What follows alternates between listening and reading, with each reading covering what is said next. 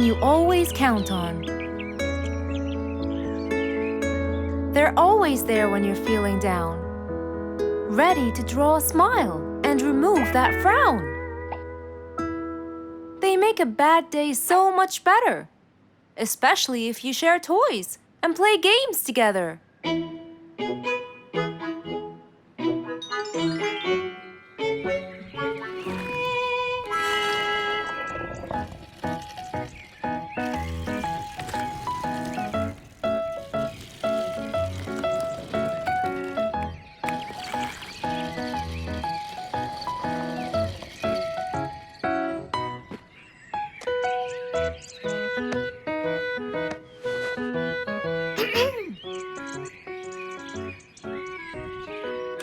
Officer Sherlock Fluffs?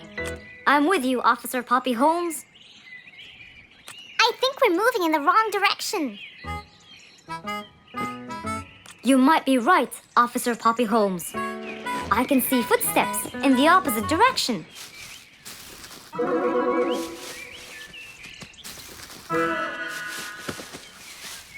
Officer Sherlock Fluffs. I think someone is after me. Run, officer! Run!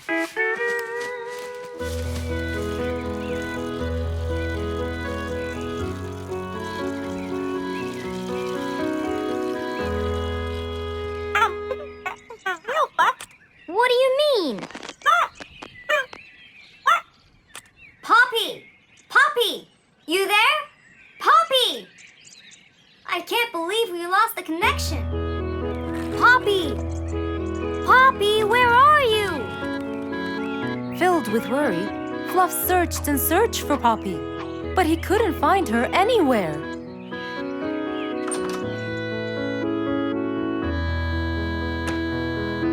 Hey there, Fluffy. What? How come you're here? I thought you'd eventually come home. What happened to your walkie-talkie? It's not working. But we just got it. I know. I was looking everywhere for you. Aw, Fluffsy, were you worried about me? Stop it. We need to fix this thing. Do you have any idea how?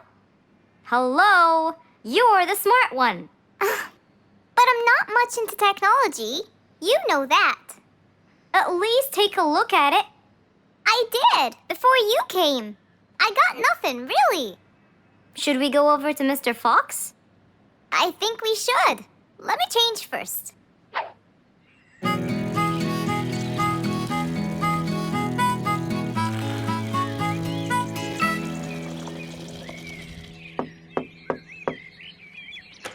Hello. Hey, Mr. Fox, Poppy broke her walkie-talkie. I so did not. Don't fight, you two. Show me your walkie-talkie. Maybe I'll be able to fix it. Here, but I promise I didn't break it. I'll go to the workshop and see what's wrong with it. Thank you, Mr. Fox. Sure. You really think I broke it? Why else would it stop working? But I didn't. Well, I kind of think you did. You're unbelievable.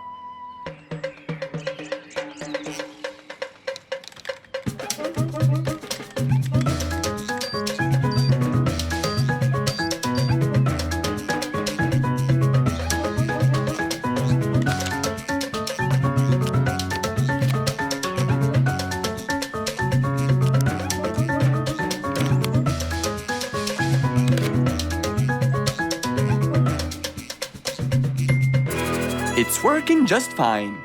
I told you. Well, it wasn't before. I tried it. I know it wasn't, but now it is. See, Poppy, you did break it. And Mr. Fox fixed it. It wasn't broken, Fluffs. It just ran out of batteries. I'm sorry, Pops. Never mind. I was worried about you, though. I know. I have a wonderful brother. Brothers and sisters may fight every now and then, but at the end of the day, they're still best friends. Rose stood in front of her painting stand, holding a few colors in her hand. But things weren't going as she planned. I think I should just paint the pig blue. No, wait. Maybe this will do. Maybe I should just take some of the pink color on my feathers. Ah, this isn't working. Maybe I should call Mr. Fox. He might have some clue about what I should do.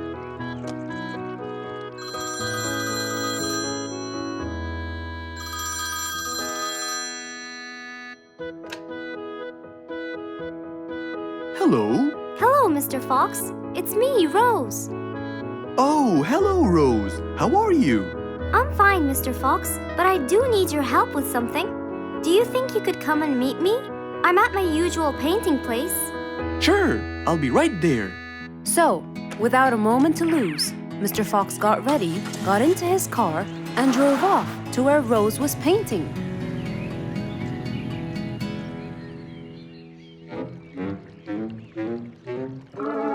Oh, Mr. Fox.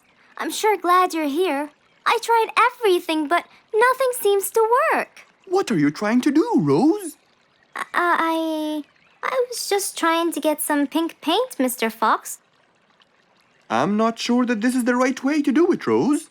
Well, what should I do? Do you have an empty color palette? Of course. So, what colors do you need? I have red, blue, yellow, black, and white. But I still need pink, green, orange, purple, and brown. Let me see. If we take a bit of red and a bit of white, we can make pink. Oh, it's just like magic. How about the other colors? Do you want to try? Why, yes, I would. But which colors do I use? Use your imagination, Rose. I want to try red and blue. Okay. Wow, now I can paint my violets purple. Do you want to try again? Sure, this time I'll try red and yellow. Nice. Now you have orange. It's beautiful, Mr. Fox. But I'm still missing green. Well, let's see. We still haven't mixed blue and yellow, have we? Right. This is a really cool shade of green. Now you can paint all you want. But, Mr. Fox, what about brown? Right. I almost forgot. Let's try orange and blue. Yes, that's it. Aw, I really can't thank you enough, Mr. Fox. Don't worry about it. I really like your painting. You do? Yes, it's quite colorful. Well, thanks to you. Now, whenever you're missing a color, all you have to do is try some together. All the colors that Rose once knew, when mixed together, turned to something new. Pink, purple, orange, and green. Something she had never seen.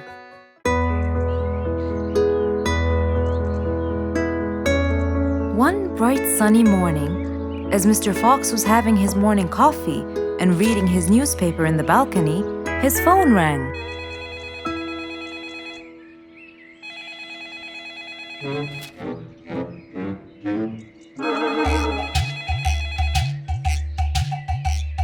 Who could it be so early in the morning? Hello? Hello, Mr. Fox. It's Rorik. Oh, hello, Rorik. How are you today? Not very good, I'm afraid. Why is that? My piano. I tried playing it today, but it sounds weird. How so? I don't know. Could you please come and check it out? Sure, I'm on my way. Thank you, Mr. Fox. I'll be waiting for you. And I'll be right there. So, quickly, Mr. Fox changed his clothes. He took his toolbox and his car keys, got into his car, and drove off to Rorik's place.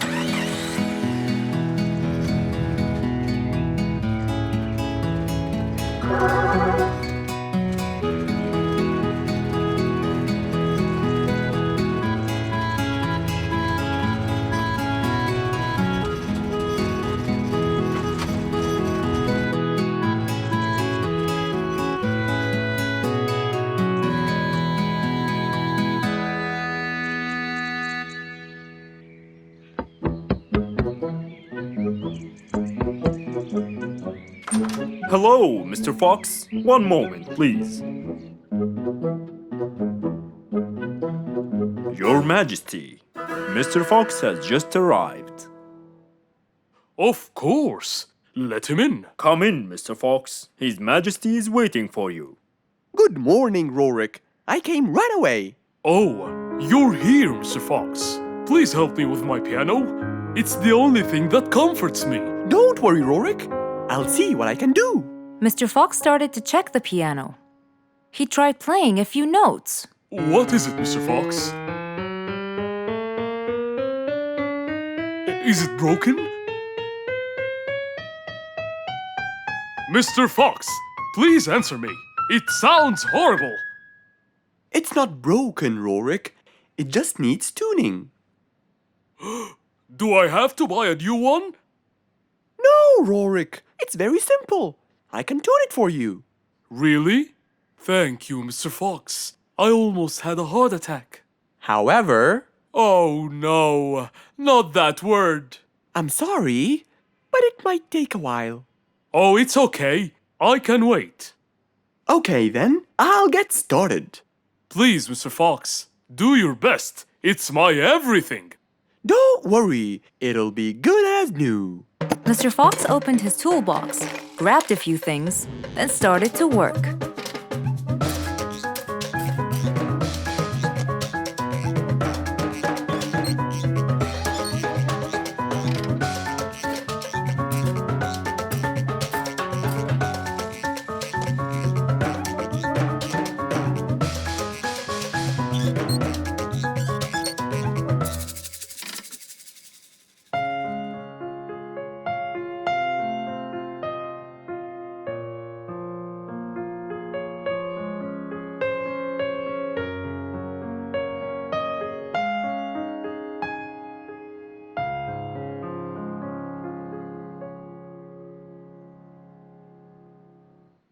Beautiful. It sounds beautiful. Told you everything will be alright? I can't believe it. Thank you so much, Mr. Fox. Anytime, Rorik. And with that, Mr. Fox's work was all done. He waved goodbye and drove along happily. He had helped out a friend once more. For helping each other is everything you could ever wish for.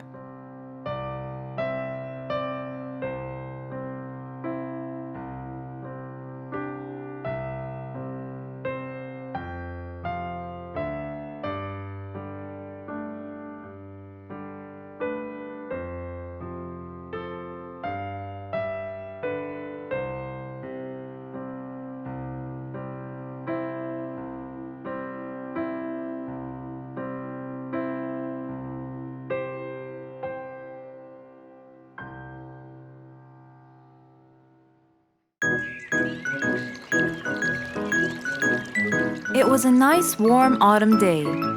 Mr. Fox was doing his morning exercises, sit-ups, push-ups, and running on the jungle track. A very refreshing start to the day.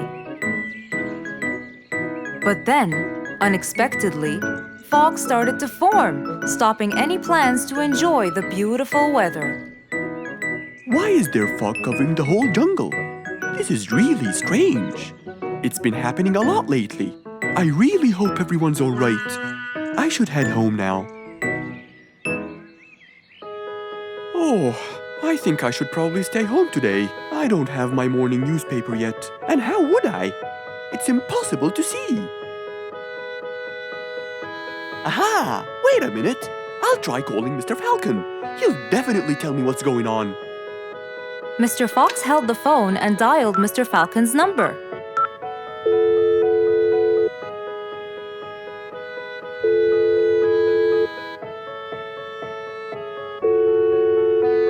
Oddly enough, there was no answer. I guess he's not home. Maybe I can reach him on his walkie-talkie. As Mr. Fox went to look for his walkie-talkie, he heard a loud knock on the door. Huh? I thought everyone stayed home in this weather. Who could it be? Puzzled, Mr. Fox went to open the door. He was taken by surprise. It was Jack the horse.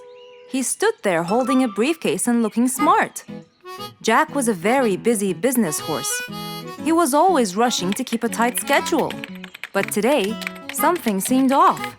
He looked like something was bothering him. Oh, Jack, what a nice surprise! It's been a long time since we met. How have you been? Come in. Thank you, Mr. Fox. But I don't want to waste any more time. I'm on a very tight schedule. Of course. Can I bring you... I don't have time. I just needed to talk to you urgently, Mr. Fox. Have a seat, please. And as you know, time is money.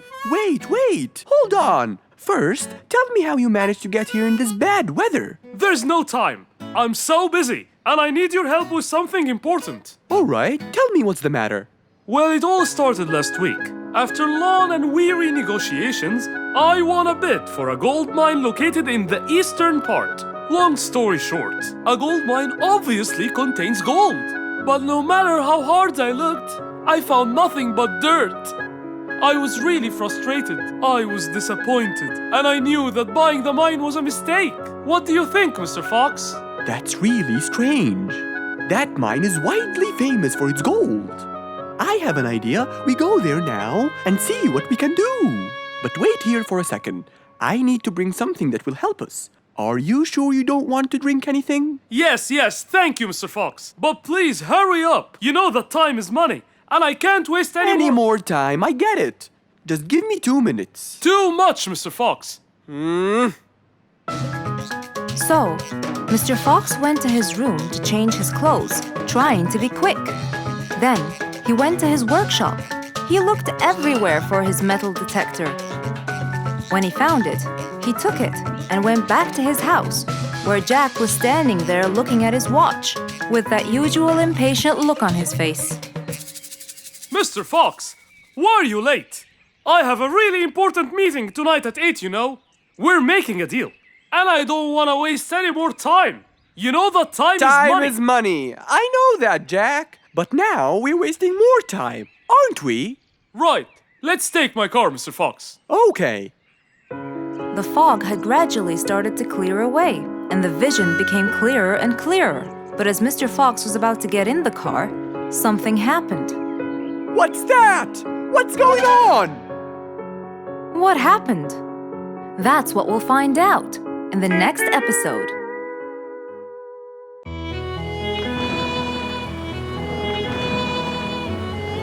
One day, the mighty eagle flew to his nest. All he wanted to do was rest. He felt bitter, he felt cold. He was really getting old. He knew he needed someplace new. So, off to Mr. Fox he flew.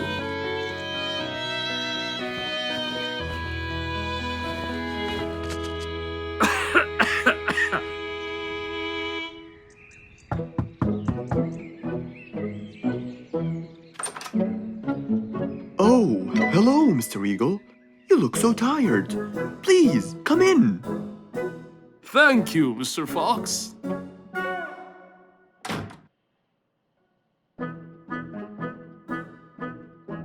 Now tell me, how may I help you? Mr. Fox, I spent years in prosperity and glory, but I'm old now and tired. I can't live out there alone in that cold weather. Where do you live, Mr. Eagle? By the mountain top. I see. The wind is strong there. I bet you catch a flu every now and then. Well, I didn't used to, but that's all in the past. Now I'm old and weary. I'm not what I used to be. Plus I get so lonely up there. There is no one around to talk to, and no one to help me get better if I get sick. Why don't you come and live with us in the jungle? I looked around, but I couldn't find the right place for my huge nest. I'm too old to build a new one, and I can't really stay in someone's home. Mr. Fox kept thinking for a while. What could he do to help his dear old friend?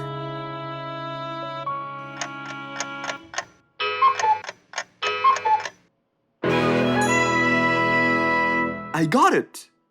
I think I can help you build a new house. Have no worries.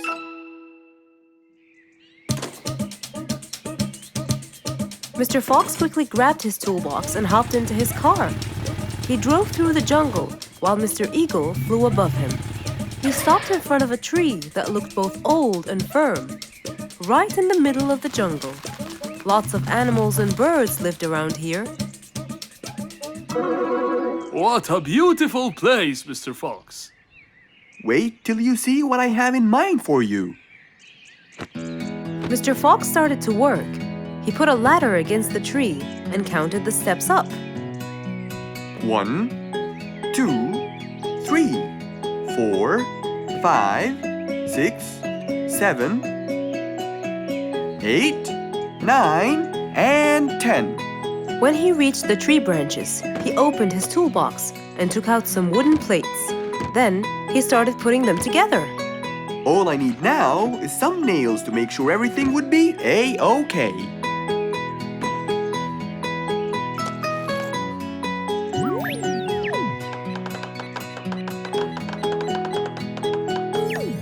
We're almost done, Mr. Eagle. Can't wait to see what it will look like, Mr. Fox. Oh my! What a wonderful treehouse! And it's all yours, Mr. Eagle. My own home. I can't believe it. Thank you so much, Mr. Fox. You're most welcome.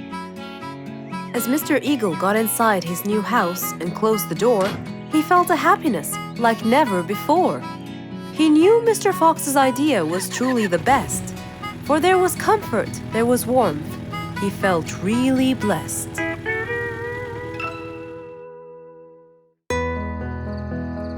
One nice spring night, Mr. Fox was sitting in his balcony, relaxing and drinking his favorite juice, when suddenly the phone rang.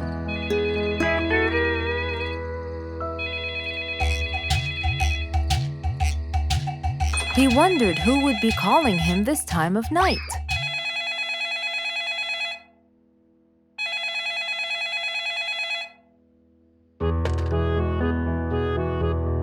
Hello, who is it? Mr. Fox, it's Rorik.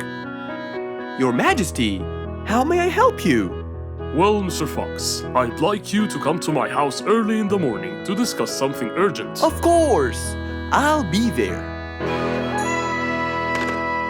After he hung up the phone, Mr. Fox went to sleep. He was supposed to wake up early. He wouldn't want to miss his appointment with the king.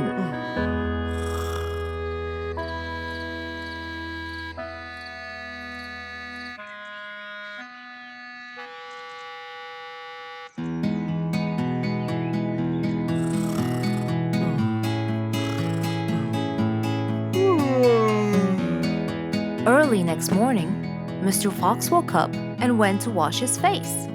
After that, he got dressed and was all ready for his appointment with the king. He got into his car and drove off.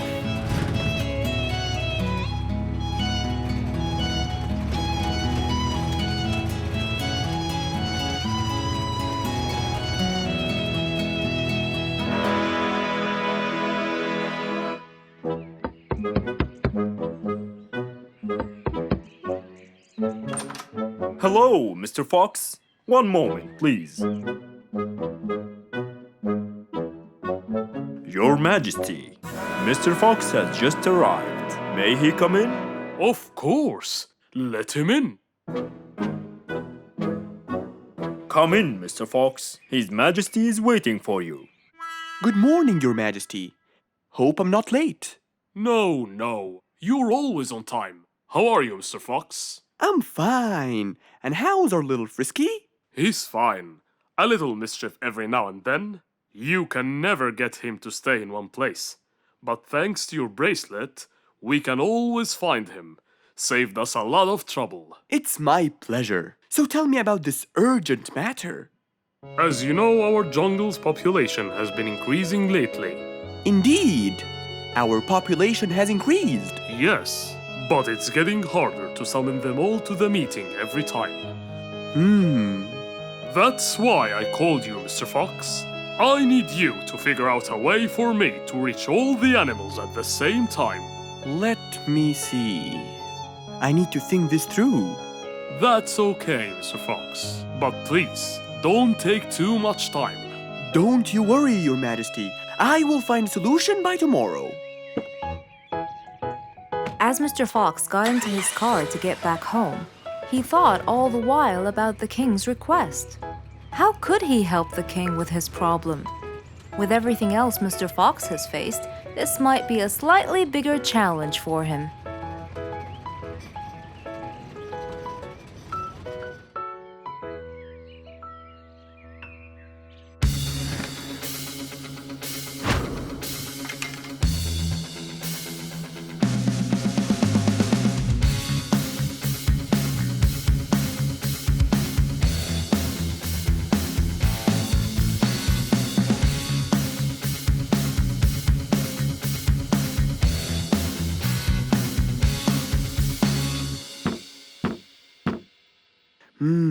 This is more challenging than I thought.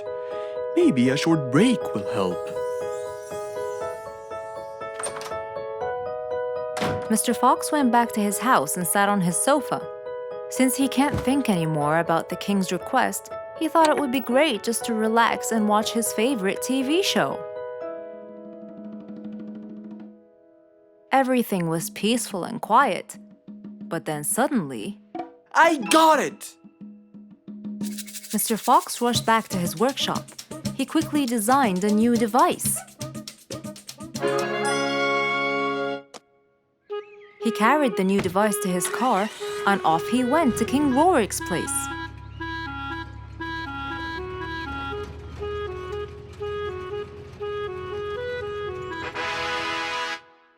Mr. Fox, I thought you were coming tomorrow. Did you solve my problem? Yes, Your Majesty. This is a solution to your problem. That's great! But what's that, Mr. Fox?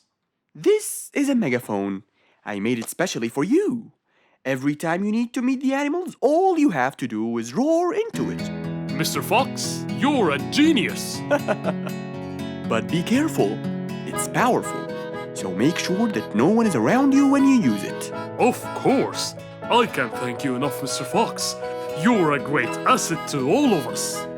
It's my pleasure, Your Majesty.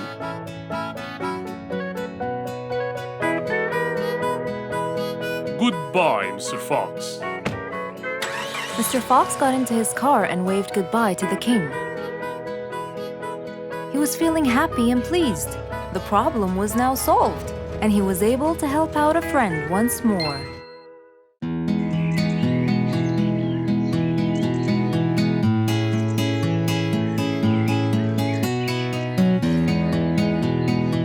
Spike the Dragon always bragged about how good he was at photography. And all he wanted was just one little chance to prove to everyone how talented he was. It didn't take long before someone actually recommended him to be the official photographer of King Rorik the Lion's birthday party. All done and send. Wow! That's a nice picture! Now we know who'll be our photographer. And immediately, Mr. Tiger sent a message to Spike. Oh! Finally, someone recommended me. I won't let them down. I promise. And so, Spike started to train and practice some more. His pictures were beautiful, and he felt so happy. Everything went well until the morning of the party.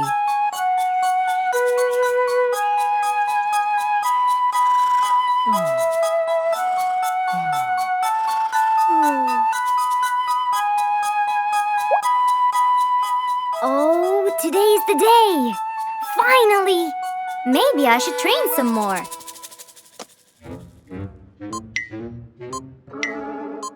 Huh? Oh no! What have I done? While Spike was testing his camera, he pressed on something that changed his camera settings. Now all his pictures turned to white. Spike tried to change it back. He cleaned his lens and checked his filters, but all was in vain. What will I do? Oh, what will I do? I must go to Mr. Fox at once. Feeling so worried and sad, and with no clue what to do, Spike held his camera and flew off to Mr. Fox.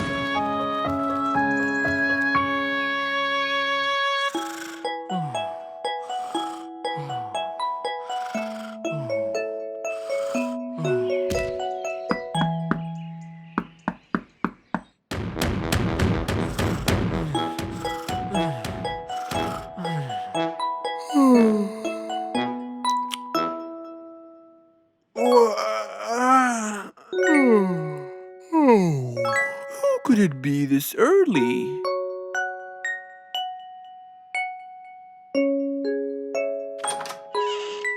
Oh, Spike, it's you. Help me, Mr. Fox. My camera. Help! All white, broken. Help!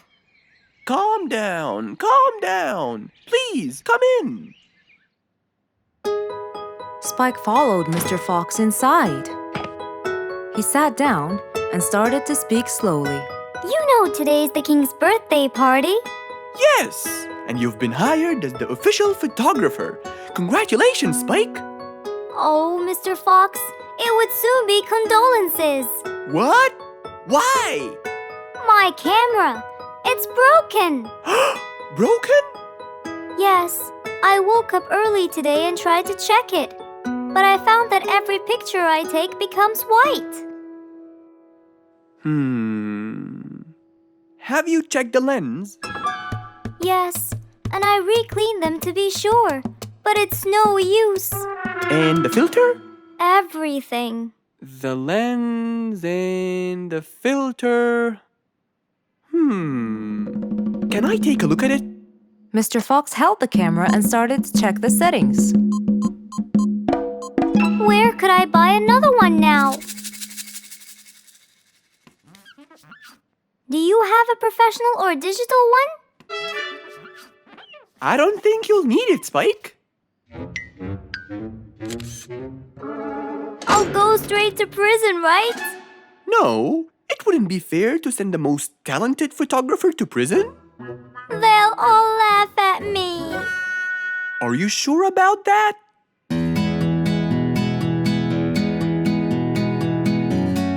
Mr. Fox took a picture with the camera and showed it to Spike, who couldn't believe his eyes. Wow, it's back.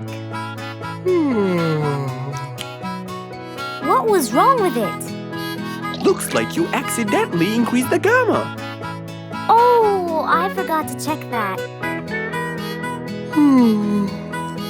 Thank you, Mr. Fox.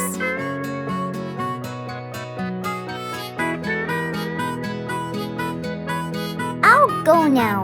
See you at the party. That would be awesome. With that, Spike walked out of Mr. Fox's place. He went back home with a smile on his face.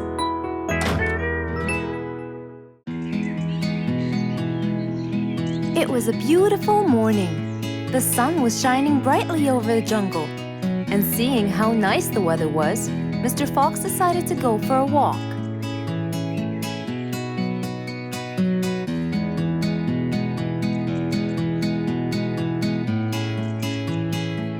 The birds were twittering, the bees were humming, and the flowers smelled pretty.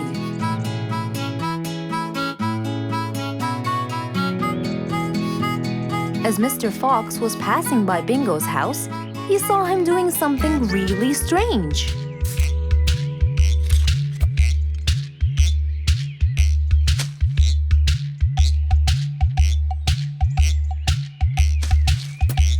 Bingo! What are you doing? I'm storing my favorite fruits to eat during the winter. But you can't just bury them. They'll soon rot. But what can I do, Mr. Fox? They only grow in the summer, and I love to eat them so much.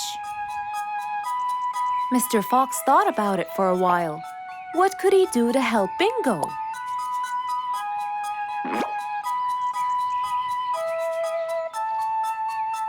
Don't worry, Bingo. I think I have an idea. Really? What is it? You'll have to wait and see. I'll just run to my workshop, and I'll be back before you know it. Okay. Mr. Fox went back to his workshop and gave it some thought.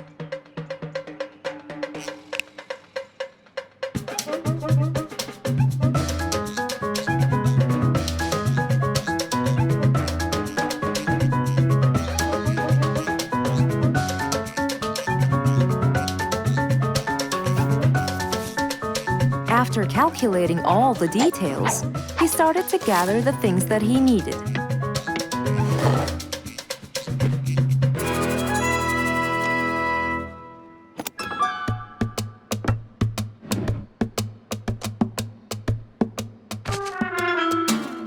Then he took his toolbox and his car keys, and of course, the glass plates.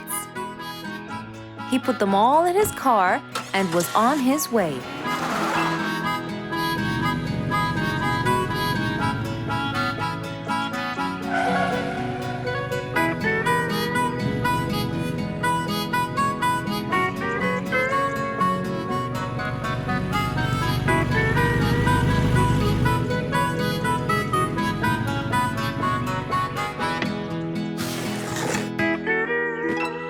What's all this for? It's a surprise. I can't wait!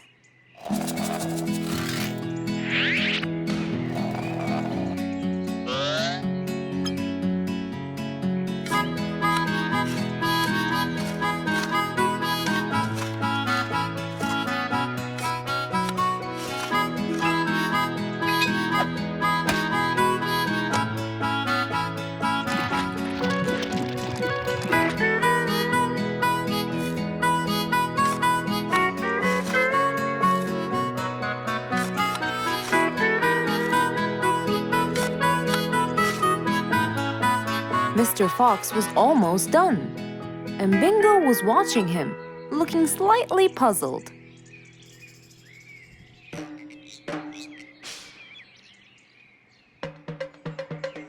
Here you go. You'll never miss pineapples again. So I can store them in here? No. You'll grow them in there. This is called a greenhouse. But it's not green, it's transparent. No. It's called green because we can grow green plants and fruits inside it whenever we want. Oh, so now I can have pineapples whenever I want? Yup. Anytime you want. Awesome! Thank you, Mr. Fox. Glad I could help. Here, this is for you, Mr. Fox. It's the best one I've got. Oh, that's very nice of you, Bingo. I love pineapples. Now you and I can eat them anytime we want. After helping out his friend, Mr. Fox went back to enjoy the rest of his day. An autumn windy day. It was Jumbo's birthday. He was dancing and playing with his friends, hoping this day would never end.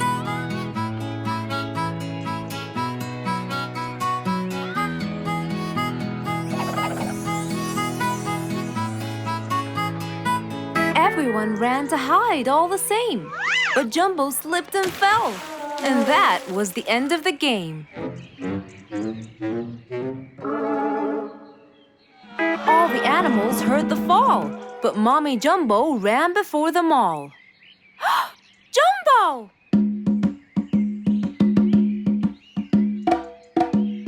Oh, Jumbo. Combo, you have to take him to Mr. Fox immediately. So, without further delay, off to Mr. Fox's house they hurried away.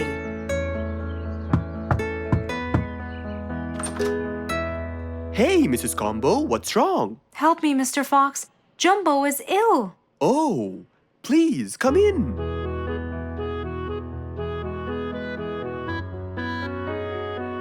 You look cold, Jumbo. I'll get you something hot to drink. Thank you, Mr. Fox.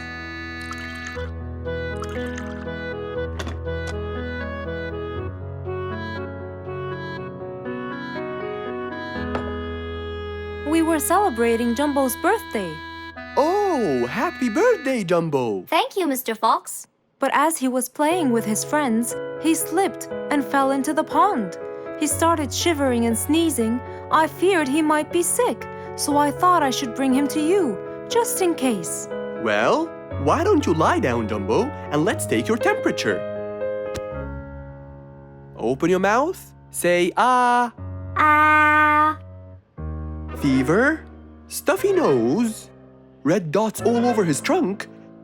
It's definitely sniffles. Oh my, sniffles? Don't worry, Mrs. Combo. It's just a sniffles fever. It will go away. All you need, champ, is some rest and just one pill of antidote. And when you're better, you can go back to play with your friends.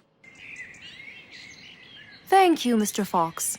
After thanking Mr. Fox, Mrs. Combo took Jumbo back home to let him rest.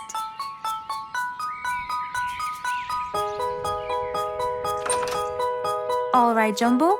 Now all you need to do is follow Mr. Fox's advice and keep Mr. Thermometer under Under my tongue? To find out if I'm all better so I can go outside and play with my friends? But first, you gotta Keep my thermometer in my mouth? right, son. You can count on me. Now, you'll stay put and oh, sorry. Call me when it beeps.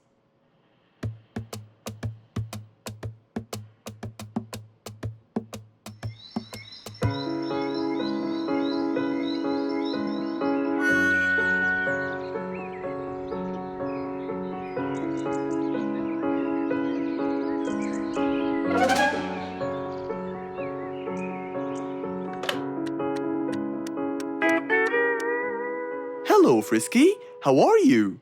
Hi, Mr. Fox. Roo and I were playing and I'm about to win. Listen, Frisky. I'm going to visit Jumbo now and check on him. I'm sure he'd be really happy if you and Roo come with me. What do you think? Great idea, Mr. Fox. I want to check on him too. We'll meet you there. As agreed, Mr. Fox met Frisky and Roo at Jumbo's house. I'm coming.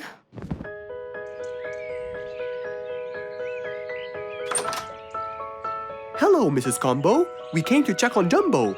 I hope he's feeling better now. Why, yes, Mr. Fox. Come in, everyone. Hey, Jumbo! I came to check on you. And I brought your friends along too. Are you feeling better now? Hi, Mr. Fox. Hi, guys. Hey, Jumbo. How are you feeling? Well, I feel better, but Well, we need to take your temperature one more time, Jumbo. Is it time? It's time, all right? what does it say? Well, let's see. Your temperature is, oh. Your temperature is just fine and dandy, Jumbo. You're not sick anymore. You are A-OK. Yes! Now we can go outside and play. But first, I need to tell Mom. Mom? Mom? Where could she be? She's not in the kitchen. Mom! She's not in the living room. I wonder where she is. I'm here in the bedroom. Mom? Are you okay? I think I might have caught a case of sniffles too. Don't worry, dear. I'll be fine. Now why don't you go out and play hopscotch with your friends? I'll join you when I get better. But Mom, I won't be happy if I go to play and leave you here all by yourself. I'll be only thinking of you. So, what do you think you should do, little Jumbo? I have to sit here and take care of you, Mommy. You always take care of me when I get sick. I'll take care of you and never leave you alone. Oh, I love you more than anything in the whole wide world, Jumbo. Now it's time to take your temperature. Right, Mr. Fox? You're absolutely right, Jumbo. So rather than go out to play, by his mother's side, he decided to stay. It was a bright early spring morning. Still feeling a little sleepy, Mr. Fox opened his eyes and got out of bed.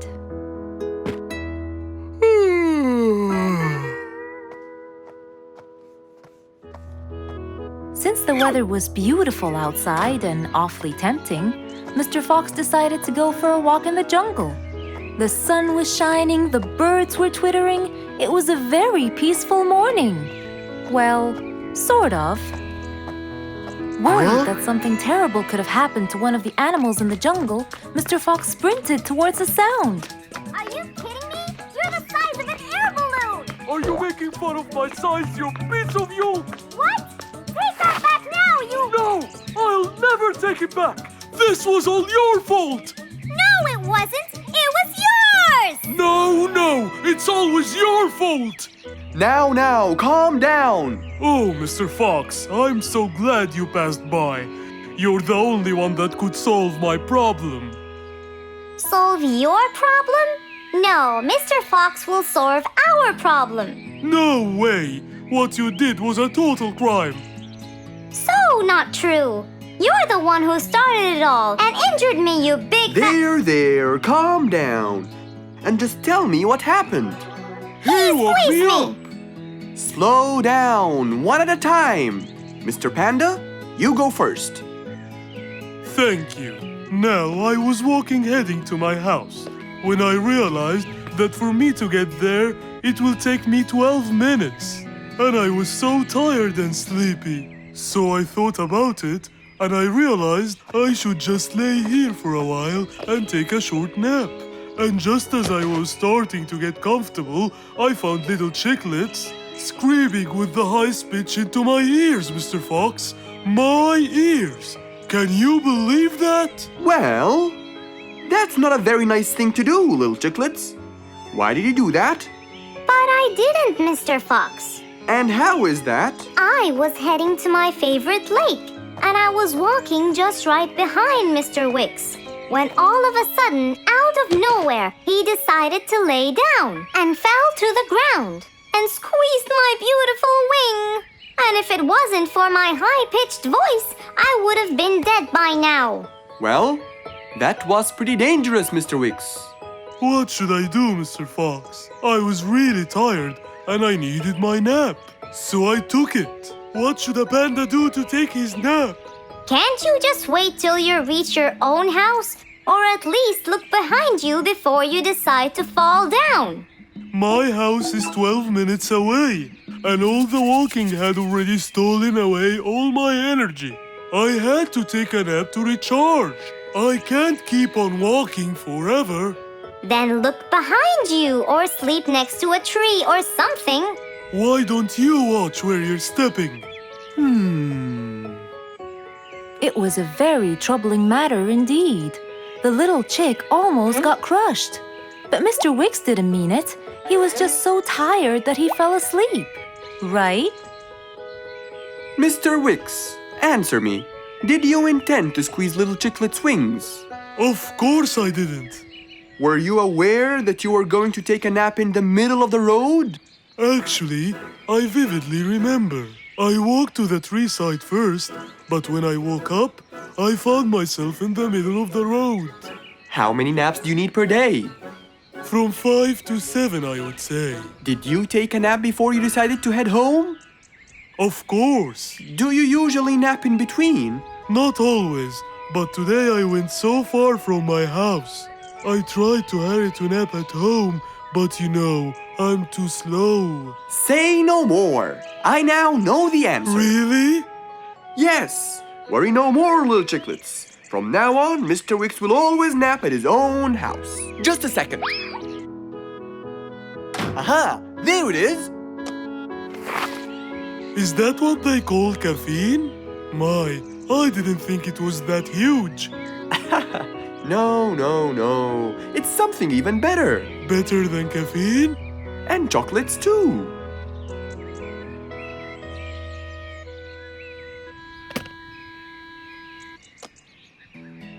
Wow!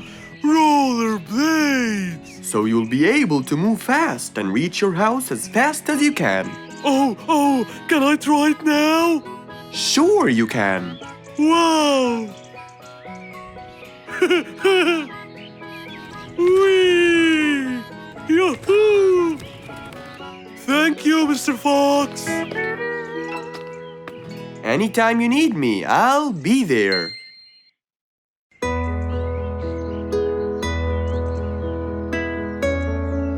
Roo is sad and looks really down. On his face, there was a frown. He had a cake, but he didn't care. And although it was his birthday, he said, Life's not fair. Thank you, Mom. You're welcome, sweetie. Are you okay? Yeah, I'm fine.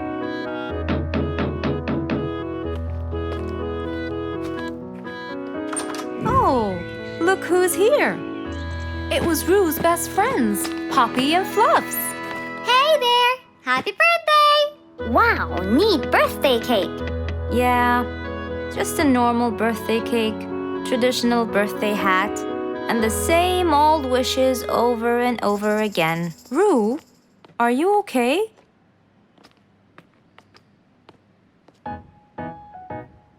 Bad timing, huh? He looks sad. I know, but the cake is still here. Oh, stop it. We have to help him feel better. It's his special day. A little bite won't hurt. Oh, sure, the cake won't hurt. But what about my fist? Fine, fine.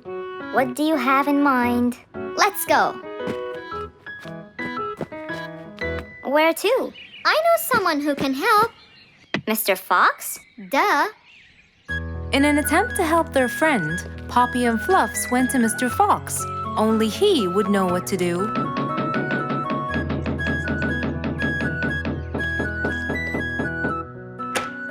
Hey, Carrots. Do you have any lemonade, Mr. Fox? I stopped apologizing for his behavior long ago. You know, Fluffs, he's just Fluffs. It's okay. Come in. Are you sure it's all right? Positive. It's always the right time. It's Roo's birthday, and he's pouting. He's bored with the same birthday routine every year. So we want to make him something different this year. Can you help us? Yeah. Unbelievable. You'd think I'm quite believable if you tasted this lemonade. It's awesome. Any ideas, Mr. Fox? What do you guys say I help you throw him an extraordinary party with a magic show? A magic show? But who's gonna perform the magic tricks? You guys will. I'll teach you. This is the best idea ever. I agree.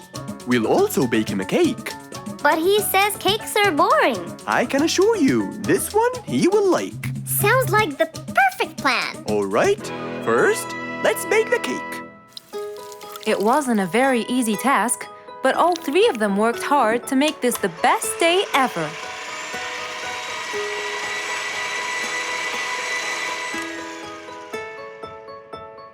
This is the coolest birthday cake ever.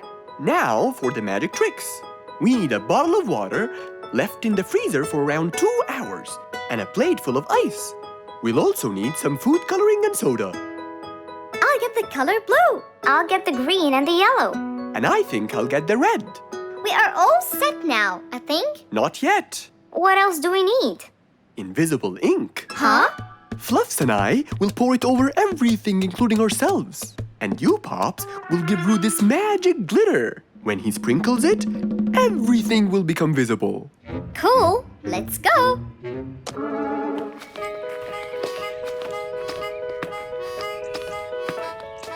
Let us pour the invisible ink now.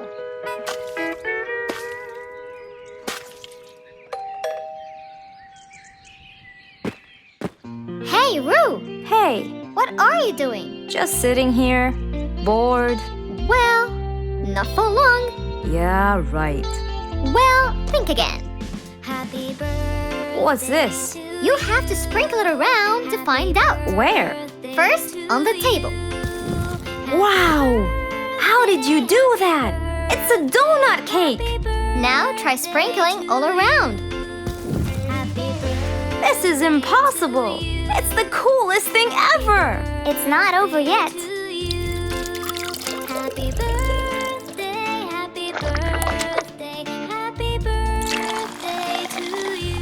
can't believe you guys did all this for me.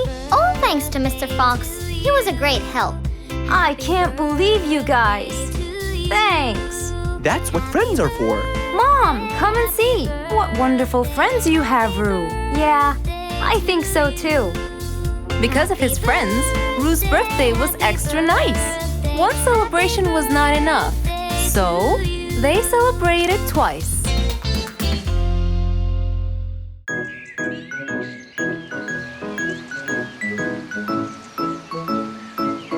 It was a beautiful Saturday morning. Since the sun was shining and the weather was nice, Mr. Fox thought it was perfect for morning exercise.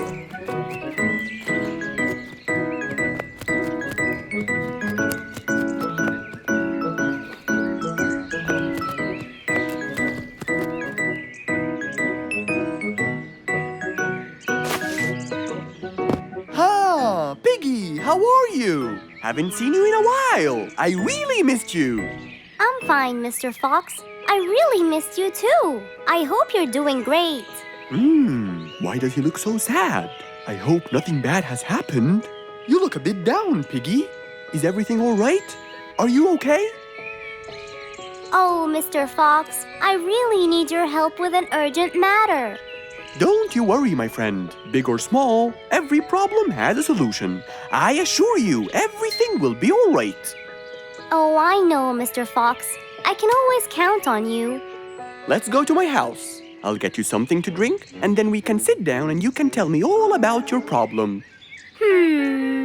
Let's go. With that said, both of them headed off to Mr. Fox's house.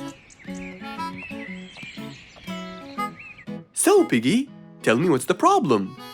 I keep trying to grow a plant in my garden, but it keeps dying. Do you give the plant enough water? Yes, every day. Well, how about the sun? Do you keep it in an open, sunny area? Yes, I do. I plant it in my garden. Looks like I'll have to come with you to find out what the problem is. Wait here for a moment, please. So, without further delay, Mr. Fox changed his clothes and got ready. Then, they both got into the car and drove off to Piggy's house.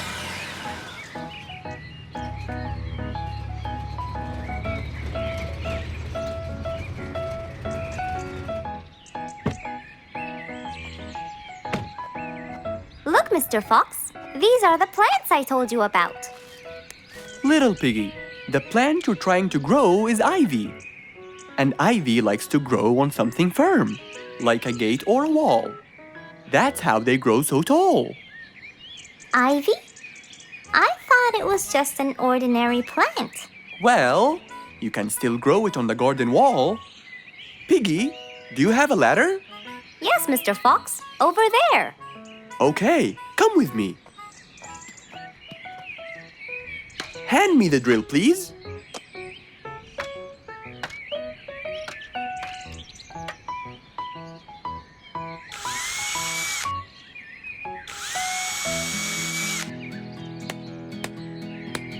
After drilling the holes and hammering the nails, Mr. Fox hung the ivy plant all across the wall.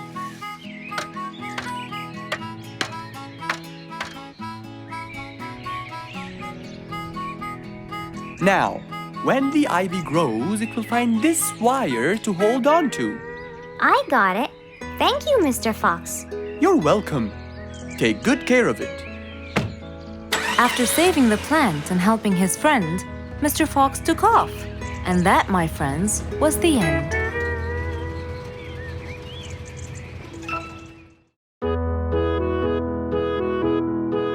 Mr. Fox was known for his kindness in helping others. Everyone went to him for advice, even Woody, the jungle carpenter. After being assigned the task of building a really big ship, he went to Mr. Fox, seeking his wisdom. Mr. Fox listened carefully to what Woody had to say, and in turn, promised to help him. He started a research on shipbuilding, and after hours and hours of hard work, he finally got it. Yes! I've got it! But there is something I need to check first. Mr. Fox went for a walk in the jungle, looking carefully at every tree on his path. Then he stopped in front of one and said, Yes! That's the one! Immediately, Mr. Fox took a paint bucket. He wanted to mark the tree so he wouldn't forget which one it was. After that, he got into his car and drove off.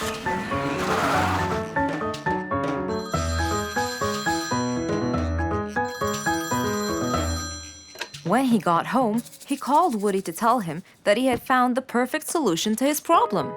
It only took a few minutes before... Oh, Woody, right on time.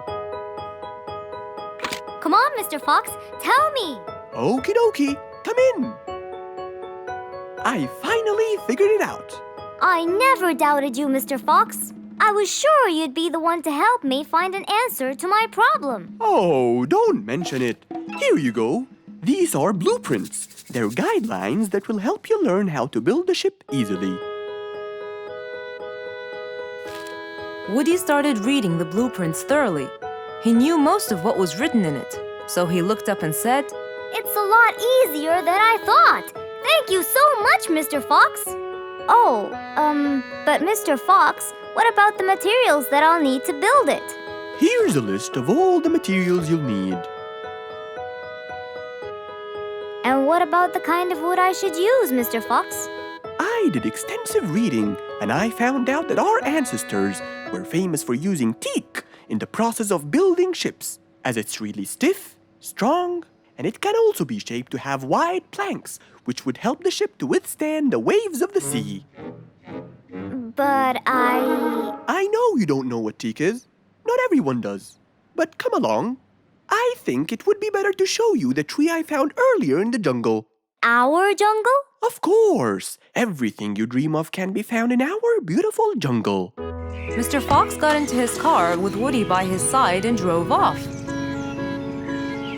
They headed towards the tree that Mr. Fox had marked earlier. Here's the tree. Huh? I have loads of that wood in my store, but I never knew that I could use it to build ships. I didn't know about teak either. But with a little bit of research, everything is open to you, my friend. Mr. Fox, I can't thank you enough. I'm really happy right now. I'll never forget what you've done for me. It's my pleasure, Woody. Now that I know what I should do, I'll go back and start building that ship for Nate as fast as I could. Thank you again, Mr. Fox. So, after helping his friend, Mr. Fox got into his car and drove away happily. You know, it's true what they say. A friend in need is a friend indeed.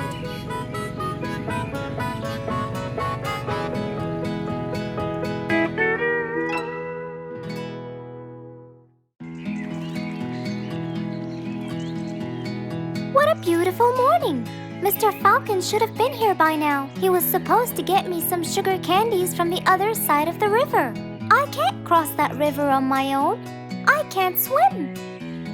I'd better go to Mr. Fox. He'll tell me what to do. And since Mr. Fox helped many more, she went to him and knocked on his door.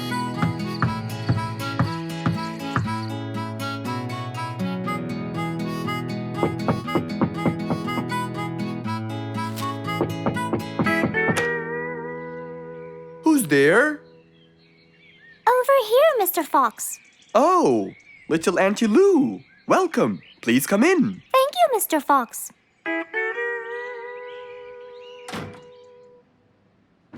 What can I do for you? Mr. Fox, my problem might seem small, and I know how busy you are, but Don't worry, Auntie Lou. Whatever it is, we'll find a solution. Tell me, what's bothering you? sugar candies. Sugar candies? But you love them. Yes, Mr. Fox, I do. That's the problem.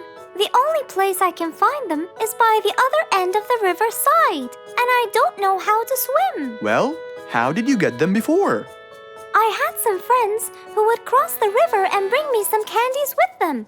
But I can't wait for them to go every time. I want to be able to get them myself. I see. So you want a way to cross that river by yourself. Yes. Do you want to learn how to swim? Impossible. I'm so afraid of the water. It's my worst nightmare.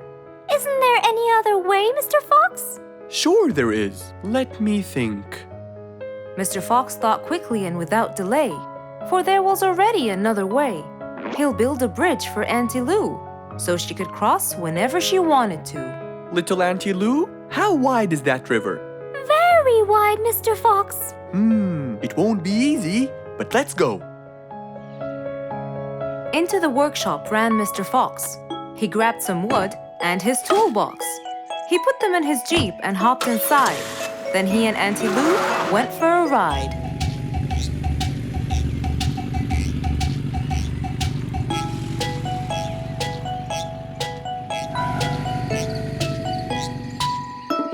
Little Auntie Lou, that's not a very wide river. But it is to me, Mr. Fox. You're only saying that because you're too big. Maybe you're right. Little Auntie Lou, let's get started.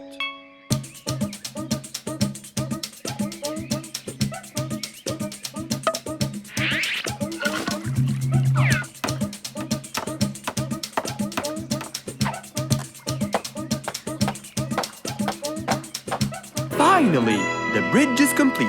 Mr. Fox, that's exactly what I wanted. Thank you so much. I'd better be on my way to collect the sugar candies. I've always dreamed of this.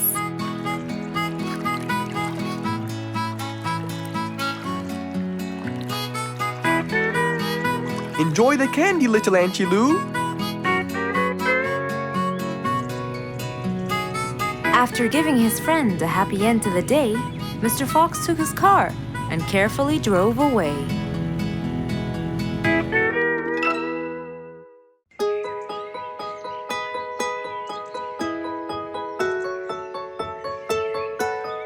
Beatrice was a little energetic bee. She wakes up early, eats her breakfast, and checks on her honey. Then she goes out to collect some nectar.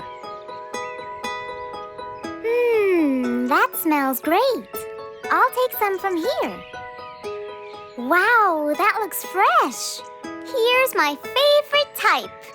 And so, she went collecting all the nectar she needed, and when she was all done, she went back home.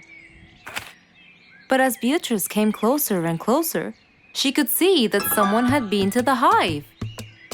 Oh no! My honey! It's all gone!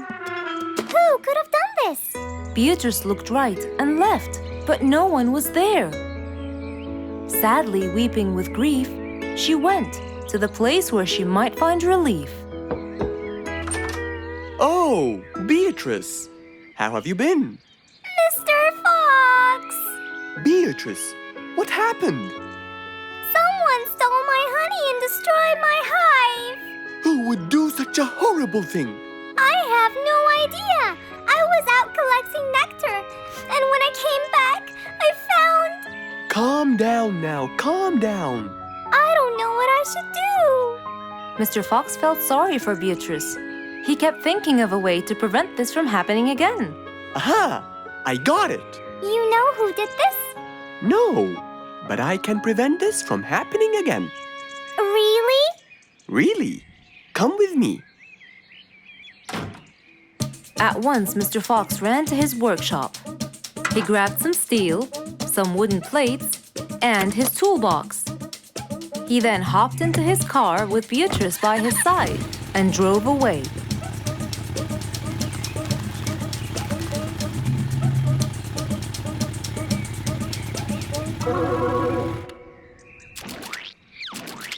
Oh, See? I told you. It's a complete disaster. you were right. But don't worry, everything will be okay now.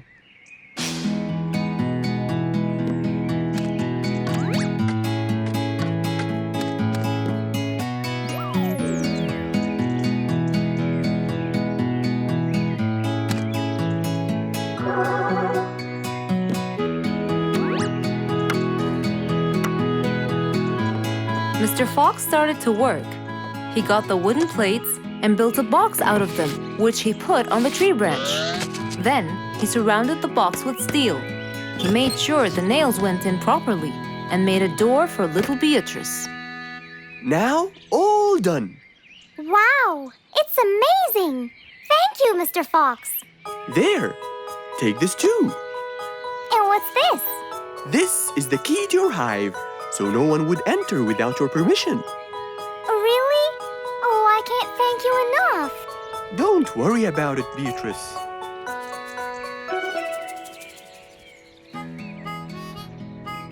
Here, Mr. Fox, this is for you. What's this? It's one of my delicious honey jars. It's the best kind I've got. Oh, you didn't have to. Well, thank you, Beatrice. And as Mr. Fox drove away, he thought that this was the perfect end to the day.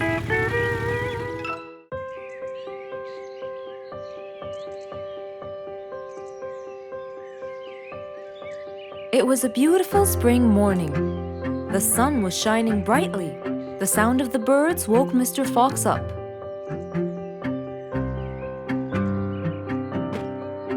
He changed his shirt, put on his tie, and his vest. Then he drank his tea. It was delicious.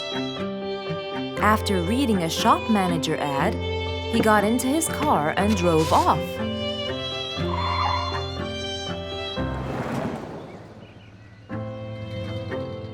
Meanwhile, little Bingo Monkey was riding his bike through the jungle. He was having loads of fun, but suddenly the bike slipped and little Bingo fell off. Are you okay, Bingo? Hang on, I'm coming. Yes, Mr. Fox, but my bike isn't. Oh, it looks like there's a problem with the tire. Don't worry, Bingo. I'm going to help you. Bingo, can you help me count how many nails I need? Of course. Here's 1, 2, 3, 4, 5, 6, 7, 8, 9. I think there are 9, Mr. Fox. Okay, Bingo. Let me count how many I have in my toolbox. 1, 2, 3, 4, 5, 6, 7, 8, 9. I'll get one more just in case he miscounted. So 9 plus 1. We need 10 nails. That's easy.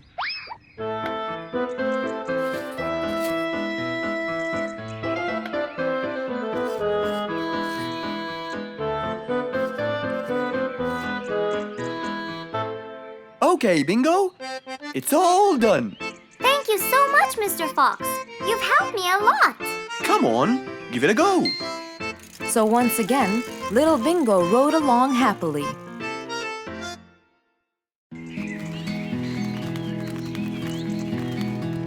It was a beautiful sunny day. Feeling bright and early, Mrs. Sharpie was on her way to work.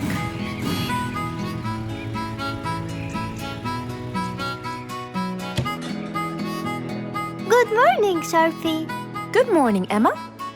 You're looking good today, Sharpie. Thank you.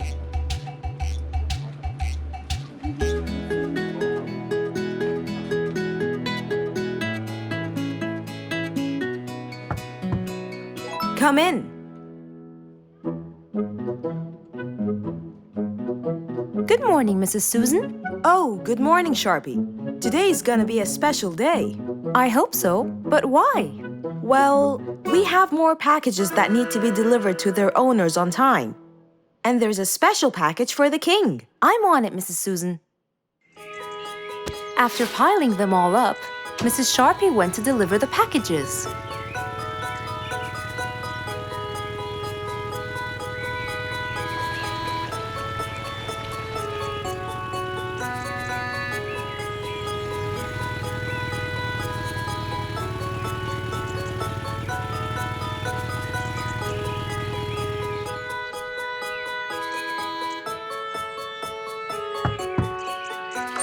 Here's your package.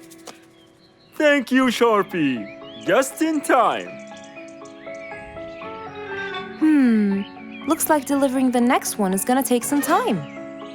After safely delivering the package to Mr. Camel, Mrs. Sharpie took off to the opposite side of the jungle to deliver a package for Mrs. Deer.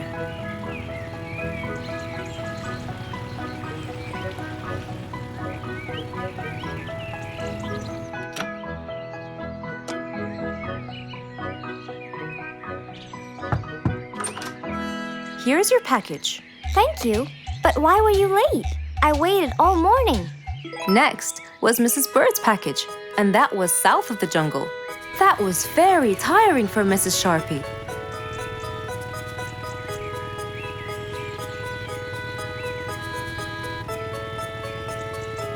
Mrs. Bird! Mrs. Bird! Here's your package. I thought you weren't coming. Thanks anyway. Next was Spike the Dragon.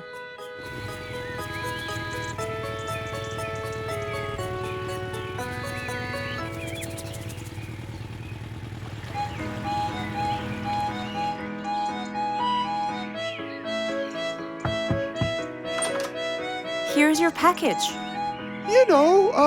I never thought you'd be late. Oh no! It's the last package I'm delivering today. I hope the king is not too upset that I'm late. Worried and a little scared, Mrs. Sharpie took off to deliver the last package. She was already late as it is. The last package was intended for the king, and after being all over the jungle, will she be able to make it in time? Here you go, Mr. Timber. This package is for the king. Thank you, Sharpie. But the king was worried and a bit upset. Why? Well, he had to wait all day for this package. You're not usually late, Sharpie. He was very upset. My sincerest apologies. I'll be more careful next time. Mrs. Sharpie was very tired and really upset. Having to deliver packages all over the jungle was no minor task. So, she decided to go to Mr. Fox and ask for his help. Oh, hello, Mrs. Sharpie. How have you been? I'm not good at all, Mr. Fox. You have to help me. What happened? I've got a lot of letters and packages, and I keep flying east and west all over the jungle. This won't do, Mr. Fox. I'm so tired. Oh, Mrs. Sharpie, you do look exhausted. Please come in and we'll figure this out together.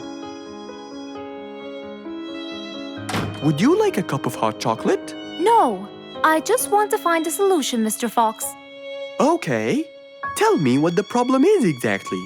I get too much letters, so I fly to deliver them. I find that the first letter should be delivered to the western part of the jungle, so I fly and deliver it, just to find that the next one is in the eastern part of the jungle. And when I fly and deliver it there, I find that the one after it is in the north. And after that, it's west again. And it's all driving me crazy. Calm down, Mrs. Sharpie. There must be a solution to all of this. That's why I came to you. I kept thinking and thinking, but they come in packages, and I must deliver them all in one day. So how can I do that? Don't worry, Mrs. Sharpie. We'll sort this out. Sort? Sort! That's it! Why don't you sort them out from the very beginning, Mrs. Sharpie? What do you mean by sorting them out? I mean, first, you should read the addresses and sort all the letters that should be delivered north together, and those that should be delivered east together, and so on. And then I'd finish all the north letters together, and the east, and then the south, and then the west, right? Precisely. That's a great idea, Mr. Fox. Thank you so much. Wait, where are you going? I have letters to sort out. Thank you, Mr. Fox. Glad I was able to help you, Mrs. Sharpie. Goodbye.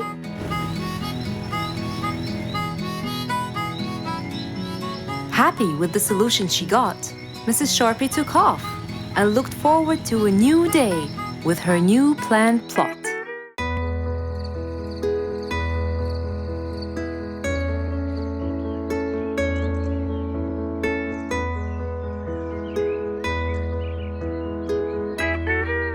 It was a bright, early morning. Mr. Fox woke up and went to wash his face.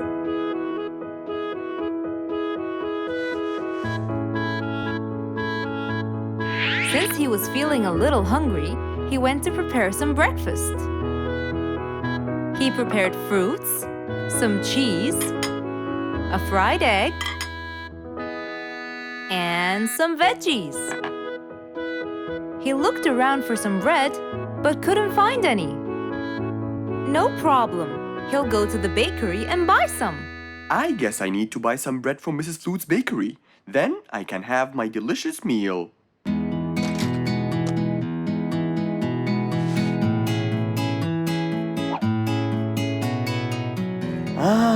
I'm very hungry. I'm sure glad the bakery is close by. I won't be needing my car.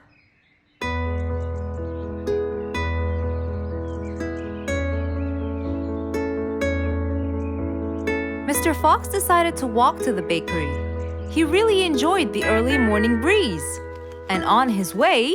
Good morning, Mr. Fox! Oh, Mr. Falcon! How are you? Are you getting enough sleep? Yes, I can sleep most anywhere now, and it's all thanks to you, Mr. Fox. Glad to hear that, my friend. See you around.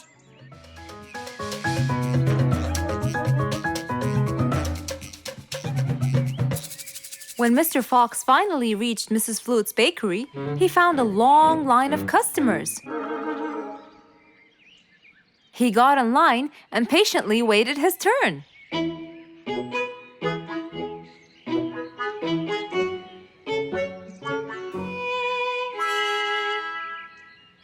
Wow, looks like everyone wants bread.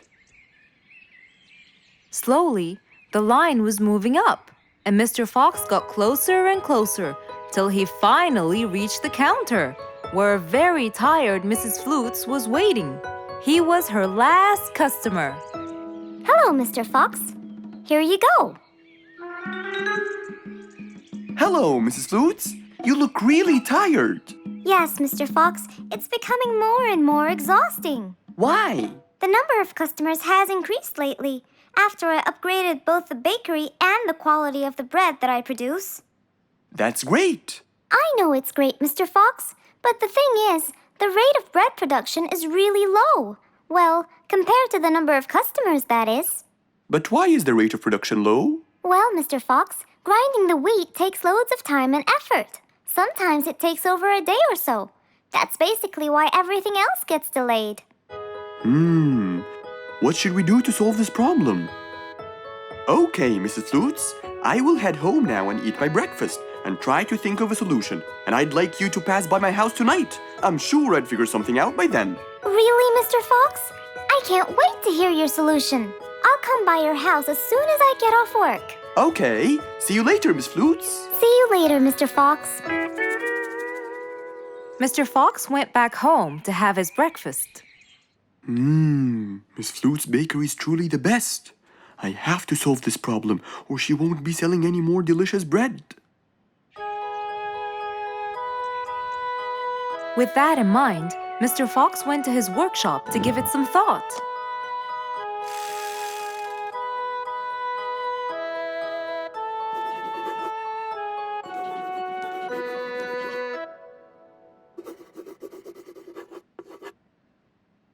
Finally, he had a great idea.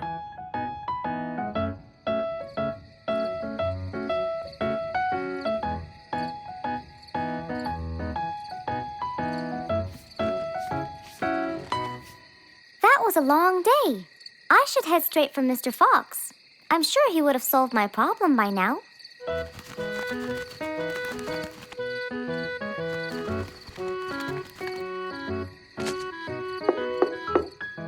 That must be Miss Flutes. Hello, Miss Flutes. Come inside. Hello. Were you able to find a solution to my problem, Mr. Fox? Well, why don't you try this new invention? A new invention for me? That's right. I made it specially for you. That's wonderful. It's a grinding machine to help you grind wheat quickly. Brilliant. But how will it help me? This machine is used to increase the rate of grinding the wheat, which is used to make the bread. So you can use it to grind a whole kilogram in no more than 5 minutes. And with that, the amount of time needed will decrease, and you won't be too exhausted. I'm really grateful to you, Mr. Fox. I have no words to express my gratitude. Friends help each other, Miss Flutes. You're really kind and generous, Mr. Fox. I want you to start using this new device tomorrow, and I will call you to check in every once in a while. Okay, Mr. Fox, I will. I'll be going now. Thank you again. Goodbye, Miss Flutes, and have a good night. And so, Mr. Fox waved goodbye to Mrs. Flutes. Then, he sat on his comfortable sofa. He looked out his window and admired the jungle he lived in for so long. He happily thought to himself, I love helping my friends.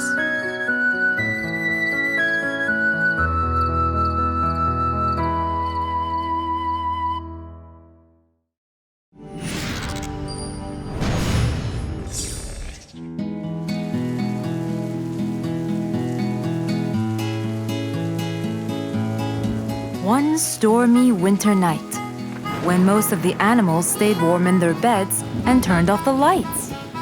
There was thunder, there was lightning, and Woody the Woodpecker found it frightening. He knew he was in trouble, for his house will soon become rubble. Oh no! What am I going to do? I better go to Mr. Fox before things get worse. With a nice cup of hot chocolate, Mr. Fox continued reading his book when the doorbell rang. It was winter.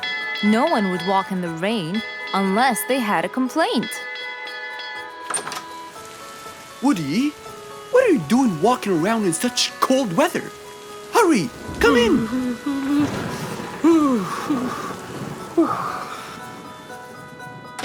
Mr. Fox, I know it's cold, and I'm sure my problems will make you feel bored, but I need your help. Of course. Don't worry. Have a seat, Woody, and I'll get you a hot drink. It must have been terrible to go out in that storm. Okay, thank you, Mr. Fox. So, what exactly is your problem? My roof, it gets ruined by the rain. Oh, I keep fixing it every now and then, but now, every winter is a nightmare. here you go, Woody. Thank you, Mr. Fox. So tell me, what happened to your roof? The rain makes it damp. Sometimes I fear it gets too damp. It might fall. Oh, you're right. That's a serious problem. Well, will you help me? Mr. Fox knew he couldn't stop the rain, but he couldn't let Woody's efforts be in vain. There had to be another way. I have an idea. We need to guide the water off your roof. But how can we do that? Well, we need to visit the jungle shop. But first, we'll wait for the storm to pass.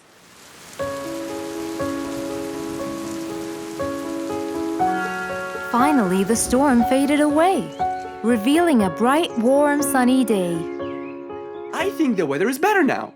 Let's go, Mr. Fox. Mr. Fox and Woody hopped into the car, and off they drove to the jungle shop. So, what will we buy from here, Mr. Fox? A sloped roof. A roof? But how will we transport it? Oh, don't worry. There's a new type of roof. They sell them like, pieces of a puzzle. Oh, that's smart! Yep. Mr. Fox and Woody chose a nice big red roof. Then, off they went to Woody's house. Mr. Fox got a ladder and climbed up. He started to fix the roof from the top. Now, all we need is to put the pieces together.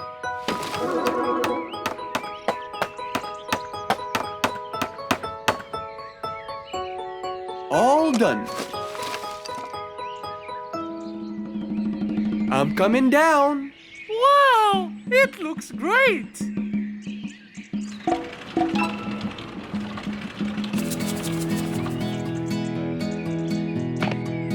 That way, all the water will slide down and the rain won't bother you again. So, Does that mean no more rainwater will enter my house, Mr. Fox? Of course not. I guarantee it. Oh, I'm so happy! Thank you so much, Mr. Fox. Oh, it was nothing. We all like living in a dry, warm place in the winter.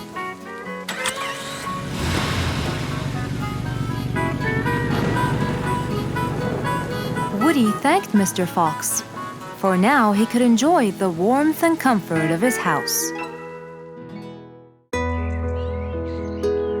It was a bright sunny day. Mr. Fox had had his breakfast and was now out doing his morning exercises.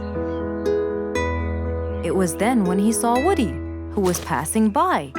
Ah, Woody, how are you? Haven't seen you in a while. I really missed you. I'm fine, Mr. Fox. I really missed you. I hope you're doing great. Why does he look so sad? I hope nothing bad has happened. You look a bit down, Woody. Is everything all right? Are you okay? Oh, Mr. Fox, I really need your help with an urgent matter. Don't you worry, my friend. Big or small, every problem has a solution. I assure you, everything will be all right. Oh, I know, Mr. Fox. I can always count on you. Let's go inside. I'll get you something to drink, and then we can sit down and you can tell me all about your problem. Let's go. Woody followed Mr. Fox to his house. There, Mr. Fox prepared something special for Woody to help make him feel better.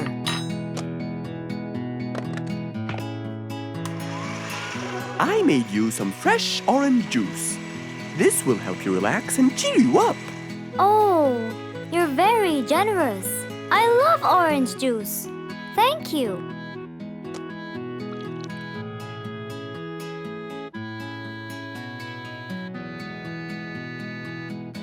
Mr. Fox, I'm really sorry to bother you over and over again, but I had no choice. Oh, no worries, my friend.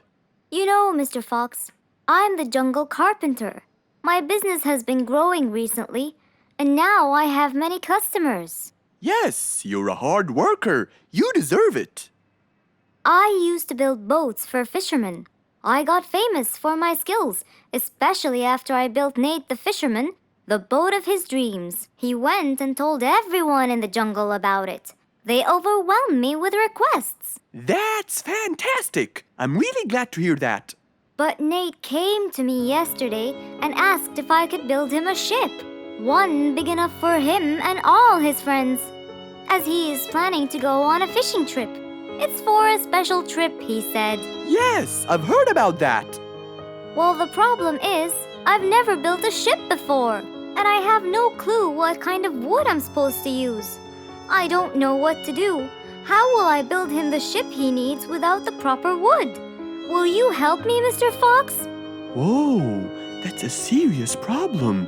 I'm gonna have to look through my books. Well, you're never too old to learn something new. I could use some time. I'll call you as soon as I find a solution. I will be waiting for your call. I know you'll be able to help me, Mr. Fox. After Woody left, Mr. Fox started his researches on shipbuilding.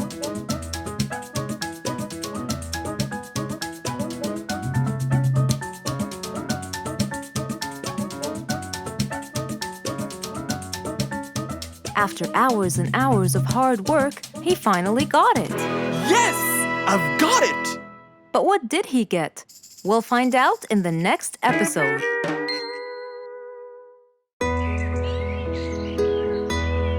Just imagine, if you woke up one day and all your food was gone. Your house was a big mess and the oven was turned on. What happened exactly? You really can't tell. But that's what happened to our friend Giselle.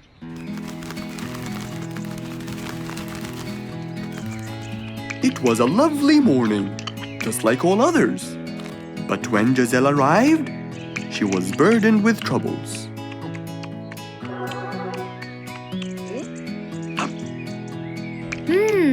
These are good.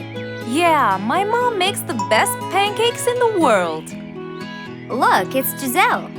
Hey, Giselle, come join us. Have some of these delicious pancakes. Thanks. I'm not hungry. What's wrong, Giselle? You guys, I think a thief broke into my house. What? Food has been going missing from my home, but I didn't think much of it. But the amount of food disappearing kept getting bigger and bigger. And yesterday, all of my food went missing. And there was a huge mess at my house. I even found the oven turned on.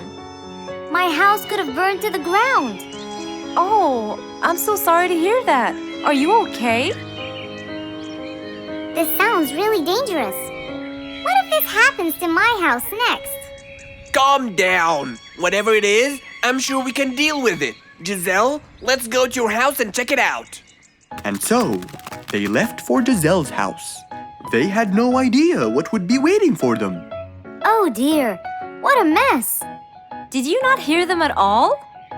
I heard noises, but by the time I got up, they were gone. Did they take anything else other than food? No, nothing else is missing. So how do you explain all this mess? Maybe they were trying to find their way in the dark. I think Bingo's right. They didn't want to turn the lights on so no one would see them. Yes, but there are more important things. A thief had been here last night, and I don't think Giselle had time to worry about all the dishes. You're right. These are not mine. I didn't use these. That means that whoever was here didn't just steal the food. They ate it all here. That would explain why the oven was on. They cooked. Okay, calm down. We'll figure out a plan to catch them. But first, let's clean everything up. They started cleaning the house, trying to help their poor friend out, while being so worried about what's going to happen next. Any idea how we're going to catch them? I have an idea. We'll have a neighborhood watch. You know, we'll stay up around the house so we can catch them as soon as they come near. Sounds great. Giselle, why don't you go and get some sleep? We'll take care of it. Thanks, guys. They all sat in anticipation, ready to jump on the thief without any hesitation. But hours passed by with no one in sight. They started to become very, very tired. Does anybody else feel a little bit sleepy? Yeah, and cold, and a little hungry.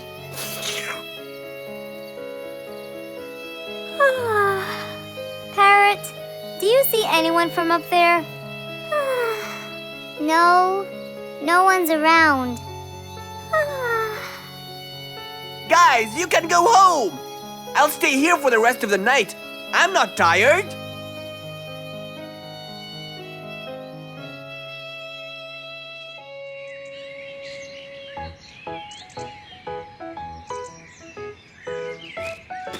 Good morning.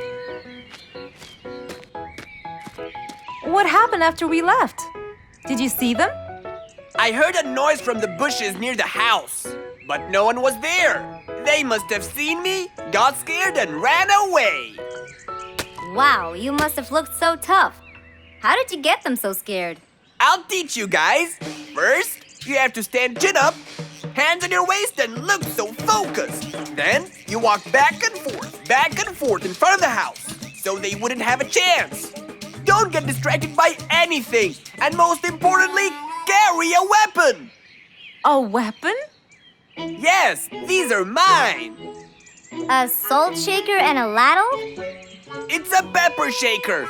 You sprinkle it in their eyes and then hit them with a ladle. Ooh, scary. Okay, I think I got it. I'm going to be on neighborhood watch duty tonight. I'll go get ready. See you all later. And so, with a big responsibility to bear, Bingo guarded the house, steady and aware.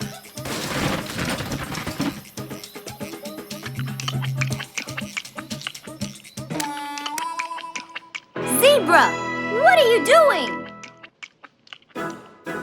What? Where am I? Giselle's house. What is that noise? Did you catch it? Yes, It's Zebra. He's been sleepwalking and eating all your food. Oh no! Giselle, I'm so sorry. I wasn't stealing your food. This happened before. I sleepwalk a lot. Don't be mad. I can't believe it's been you all along. That is so funny. You're not going to tell everyone about it, are you? If she doesn't, I will. I knew you couldn't scare a thief away with a ladle. You could! You know what? I'm just happy Giselle is safe. I'll just go home now. I need some sleep.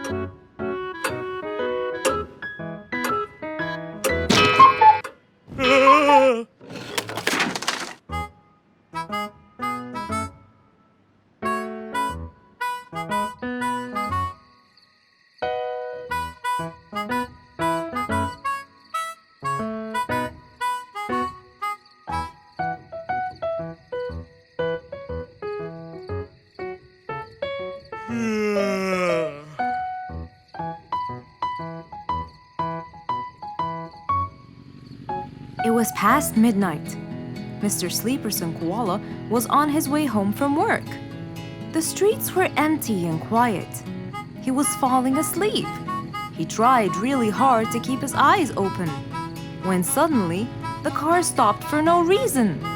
And Mr. Sleeperson didn't wake up, as if it was the hibernation season.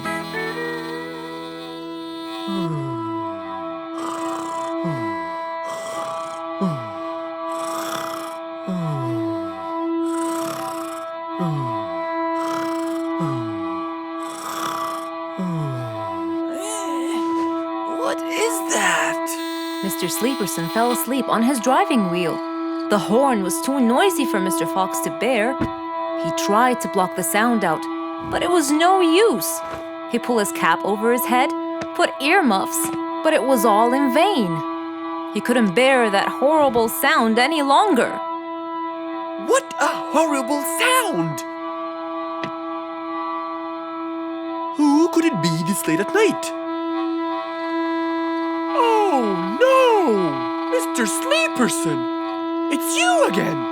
What brought him here this time of night? And he slept on the driving wheel. Excuse me. Mr. Sleeperson! Hello? Hello?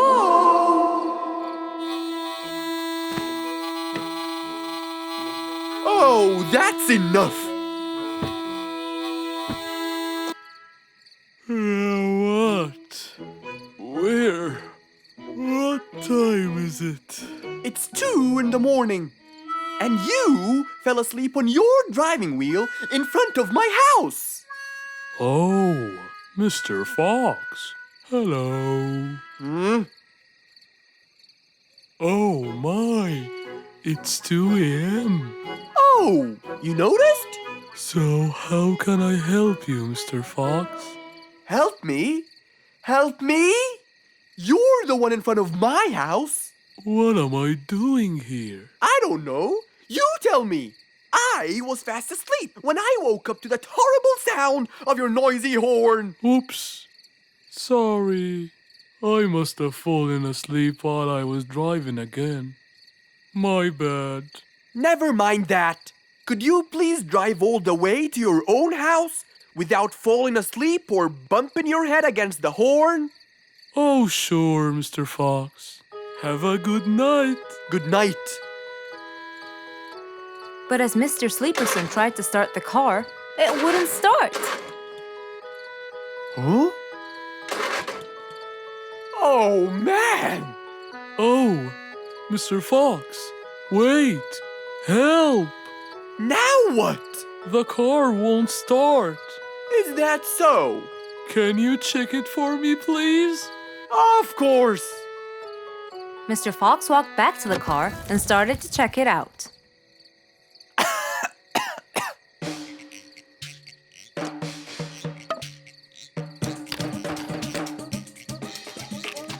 Everything seemed fine.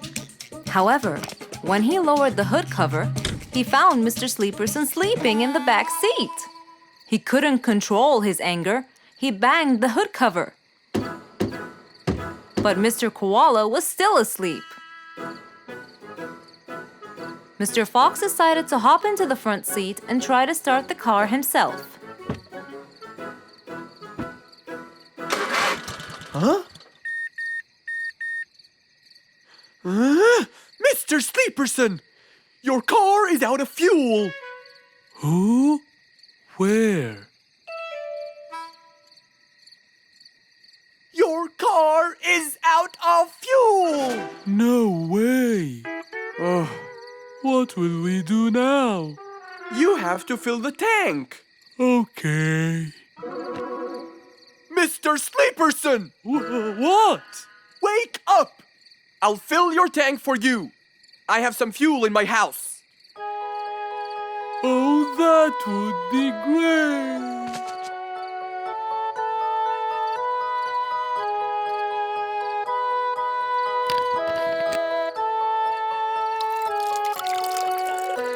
Mr. Sleeperson, it's all done. You can go home now. Oh, thank you. Thank you so much. You're welcome.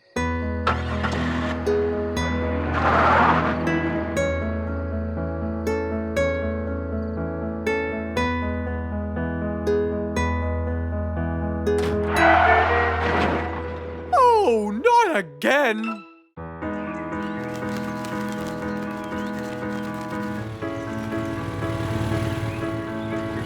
One beautiful spring morning, though tired and sleepy, Mrs. Sharpie the post owl was on her way to Alfie's house to deliver a parcel.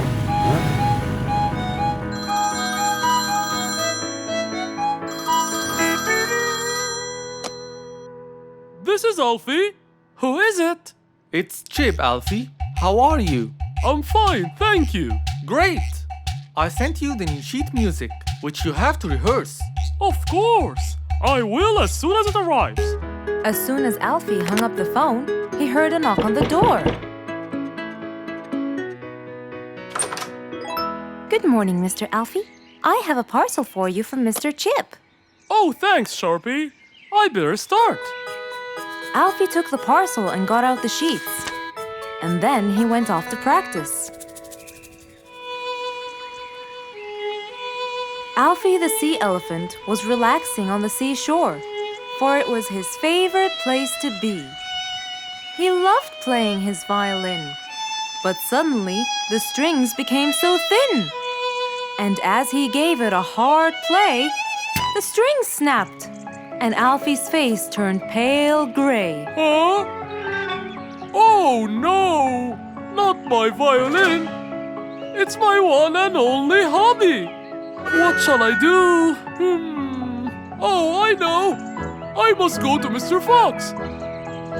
Alfie walked towards Mr. Fox's place, hoping that he could help and solve his case.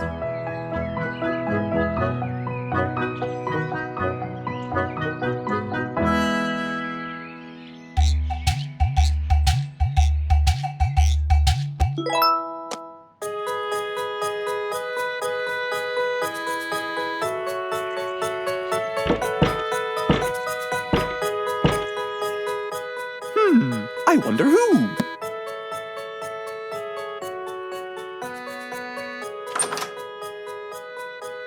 Alfie, our star musician. Welcome. Come on in. Thank you, Mr. Fox. Have a seat. Would you like some lemonade? Yes, please, Mr. Fox.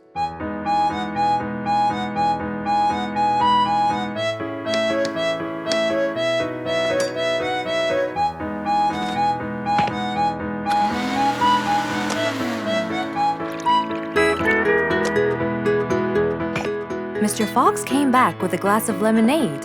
He gave it to Alfie, then he noticed his violin. Oh, what happened to your violin?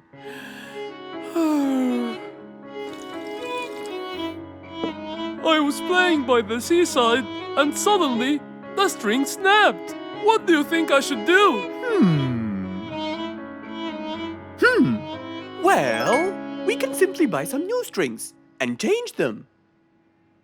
I already bought them, but I don't know how to change them. It's my first time. No problem. It's easy. Now let me teach you how to replace them. First, we remove the old string by twisting this till it's loose. Then, we pull the broken string out of its hole. After that, we twist the tuning peg on the other end and pull the other end of the string from its hole as well. See? Now the whole string is out. We insert the thin end of the new string into the hole of the tuning peg. Then, bend the string around the hole like that and fix its other end into the other hole.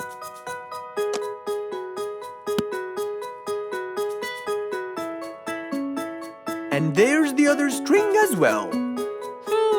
Finally! Go ahead and play it. Okay.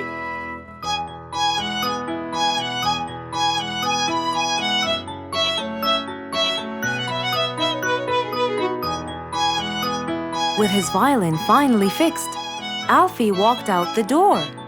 He went back to play on his favorite seashore. One day, the whole jungle decided to celebrate their new king, Rorik the lion. He was young, active, and picky, and known for his loving spirit. After his coronation, King Rorik moved to his new mansion and started to check it out.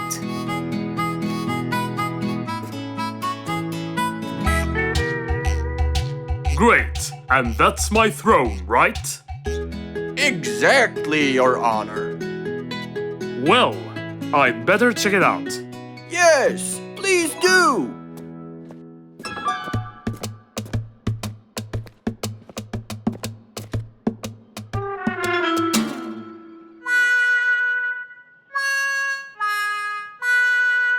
Ah, timber! That's too uncomfortable. But Your Honor, it was made especially for you. Not good enough. With a sad look on his face, Timber went to call Mr. Fox and ask him for help. Meanwhile, Mr. Fox had just finished his morning exercises and was heading back home.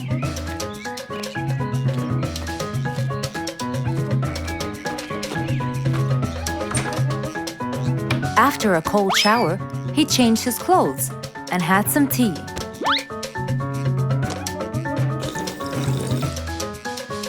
Then, he quickly read about the king's coronation in the newspaper.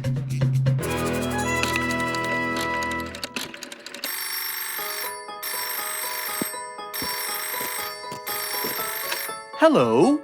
Hello, Mr. Fox. Can you please, Hello, Mr. Fox. This is Rorik.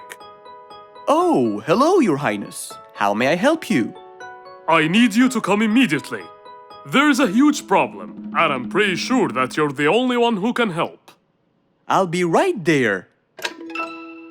So, Mr. Fox quickly took his keys, hopped into his car, and drove towards the king's manor.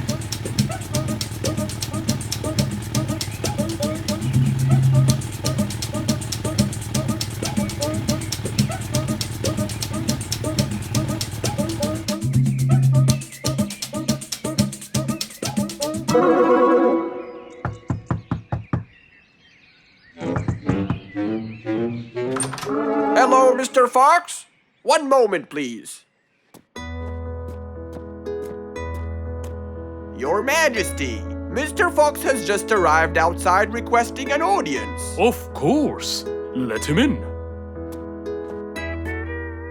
Come in, Mr. Fox. His Majesty is waiting for you. Good morning, Your Highness. What seems to be the problem? Oh, Mr. Fox.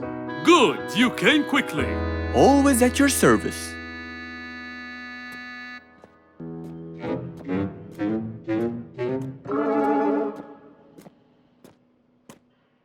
Well, I was at my coronation, and I thought I would check out my throne. But unfortunately, I felt too uncomfortable. Can you believe that I'm gonna rule the jungle on an uncomfortable throne? But I hear it was carved out of the best kind of stone.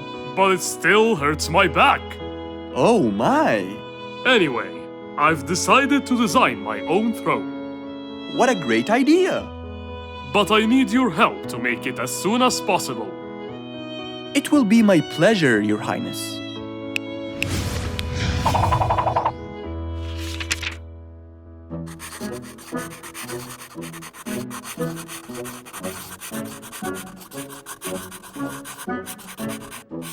Mr. Fox designed a new throne for the king, but the king didn't seem to like it. I know just the thing for you. Mr. Fox took his tape measure and got to work. He took measurements and made estimations. This wasn't going to be easy, but Mr. Fox was gonna give it a try anyway. He hopped into his car and took off for the jungle store.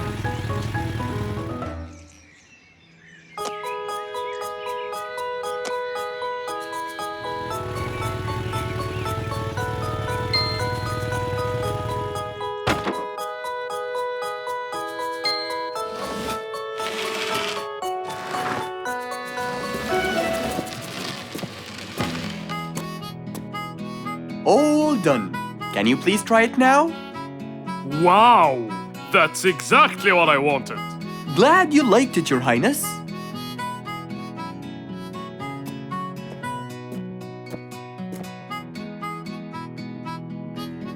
And there you have it, the new king of the jungle.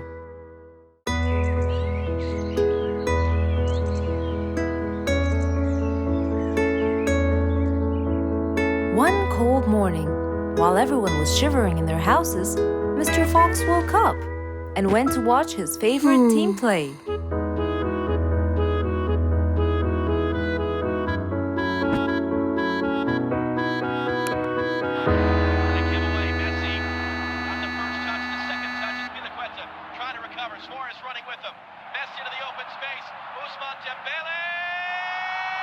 Ah! He's going to win! I wonder who could it be so early? Wait a second, I'll be right there. Good morning, Woody. How are you? It's been a long time since we last met. Oh, Mr. Fox, it has been a while. Tell me, have you finished building Nate's ship? Yes, Mr. Fox. I used teak and bamboo. Nate liked it a lot. He took it out on a trip. He and his friends had so much fun. Great! Mr. Fox, I noticed how beautiful your flowers look. You take really good care of them. Of course. And you know what? I'll tell you everything I know about flowers. Really? Thank you, Mr. Fox. Come in and have a seat while we talk. Okay. Woody followed Mr. Fox inside. Feeling a little cold, he waited patiently while Mr. Fox prepared 2 nice bowls of hot soup for them both. Here you go. Thank you. It's delicious. Glad you liked it. Now tell me, what's bothering you, Woody? How did you know that something was bothering me? I know you all too well, my friend. Okay. You know, it's really nice and warm here. Yes, warm weather helps me think and relax. Well, Mr. Fox, I'm sure you know that I've been a carpenter for a long time now. Of course. And during the winter, my business blooms. And my customers increase because I sell them the wood they use for their fireplace. Very good. But where's the problem? Problem is, they're not all the same. So each customer needs the wood to be suitable in size for his fireplace. That's true. And as you know, I work alone. So I take so much time and effort to cut and adjust the wood to suit each and every customer in this jungle. Sounds like a serious problem. He looks really worried. Okay, Woody, why don't you come with me to my workshop? It's round the back. There, we can think together and I can invent something to help you solve your problem. I really hope so, Mr. Fox. Don't worry, we will. I know. And you taught me that there's a solution to every problem. And Mr. Fox solves every problem. Ha ha ha! That's right, Woody.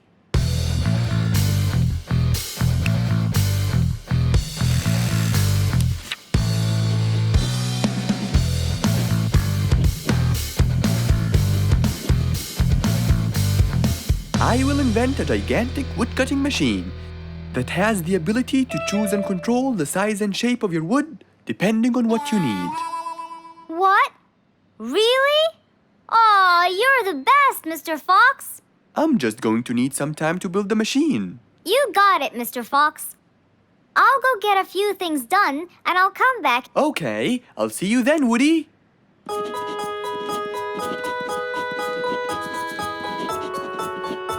Mr. Fox started designing his cutting-edge invention. He knew that is exactly what Woody needed to help him with his carpenting business. And because he was making this device for Woody, he thought he'd add a bit of color to make it all even more special. Finally, this is it! Mr. Fox's size-adjusting wood-cutting machine.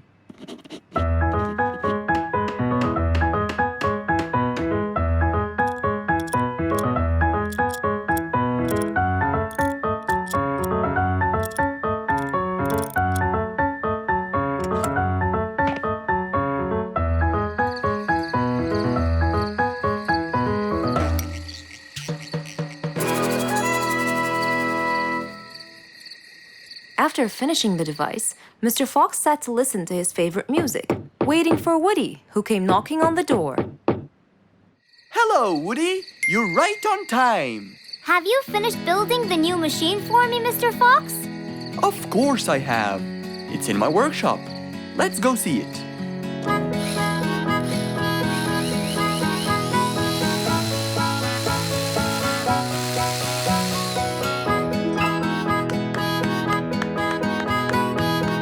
Fantastic!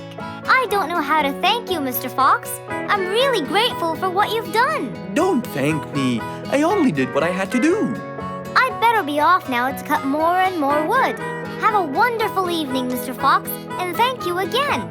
Good night, Woody. See you soon.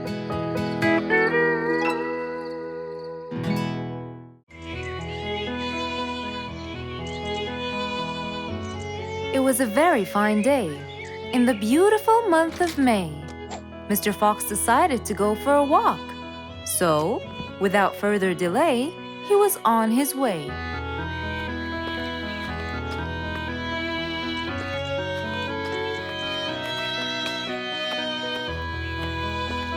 While Mr. Fox was walking, enjoying the sun and the trees, he heard a quarrel at a distance and someone saying, Stop! Please!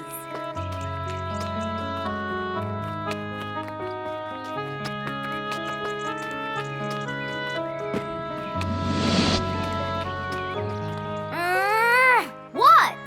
Can't a monkey enjoy a spring nap in peace? Nap somewhere else. I don't care. Excuse me? You splash somewhere else. You've got the whole ocean. That's more than enough room. What's going on here? I like it here, and I'm going to stay. You stink! Bingo? Bite me. Bubbles? I gobble you up, but I prefer a healthy diet. What's the matter with you two? I'm calm and happy. I'm just simply awesome. Mr. Fox, can you believe her? Honestly, I don't believe the fact that you two are fighting in this lovely weather. You tell him, Mr. Fox. Such a gloomy monkey. All I want to do is take a nap. Such a gloomy monkey. Such a gloomy monkey. Bubbles, stop that. What's your problem, Bingo? What can I say, Mr. Fox? I just wanted to nap on my hammock. But Bubbles kept splashing water all over me. And it's so irritating. As if. It wasn't on purpose, Mr. Fox. I just wanted to enjoy spring my way. Can't I enjoy the weather however I please? Of course you can. But Mr. Fox! And you too should enjoy your spring nap as well, Bingo. Finally!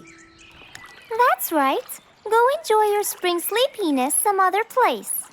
Say what now? You know what? I've got the perfect solution to your problem. Really? Yes, and it's very simple. What is it, Mr. Fox? Wait here for a second. Don't splash water for a short while, okay? Fine.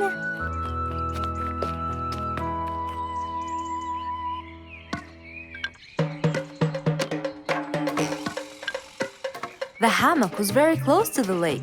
That's why Bingo got water all over him every time Bubbles splashed. But Mr. Fox wasn't gonna let them fight. He had the perfect solution for both their plights. What are you doing, Mr. Fox? Wait and see for yourself.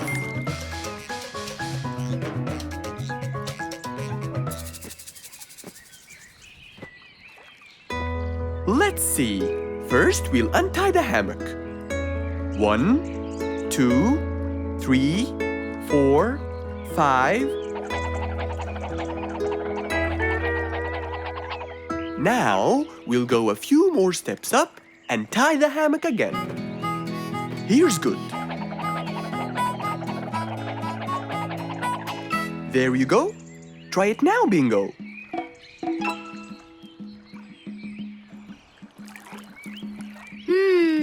Very comfortable, Mr. Fox. I love it. And the air up here makes me sleepier.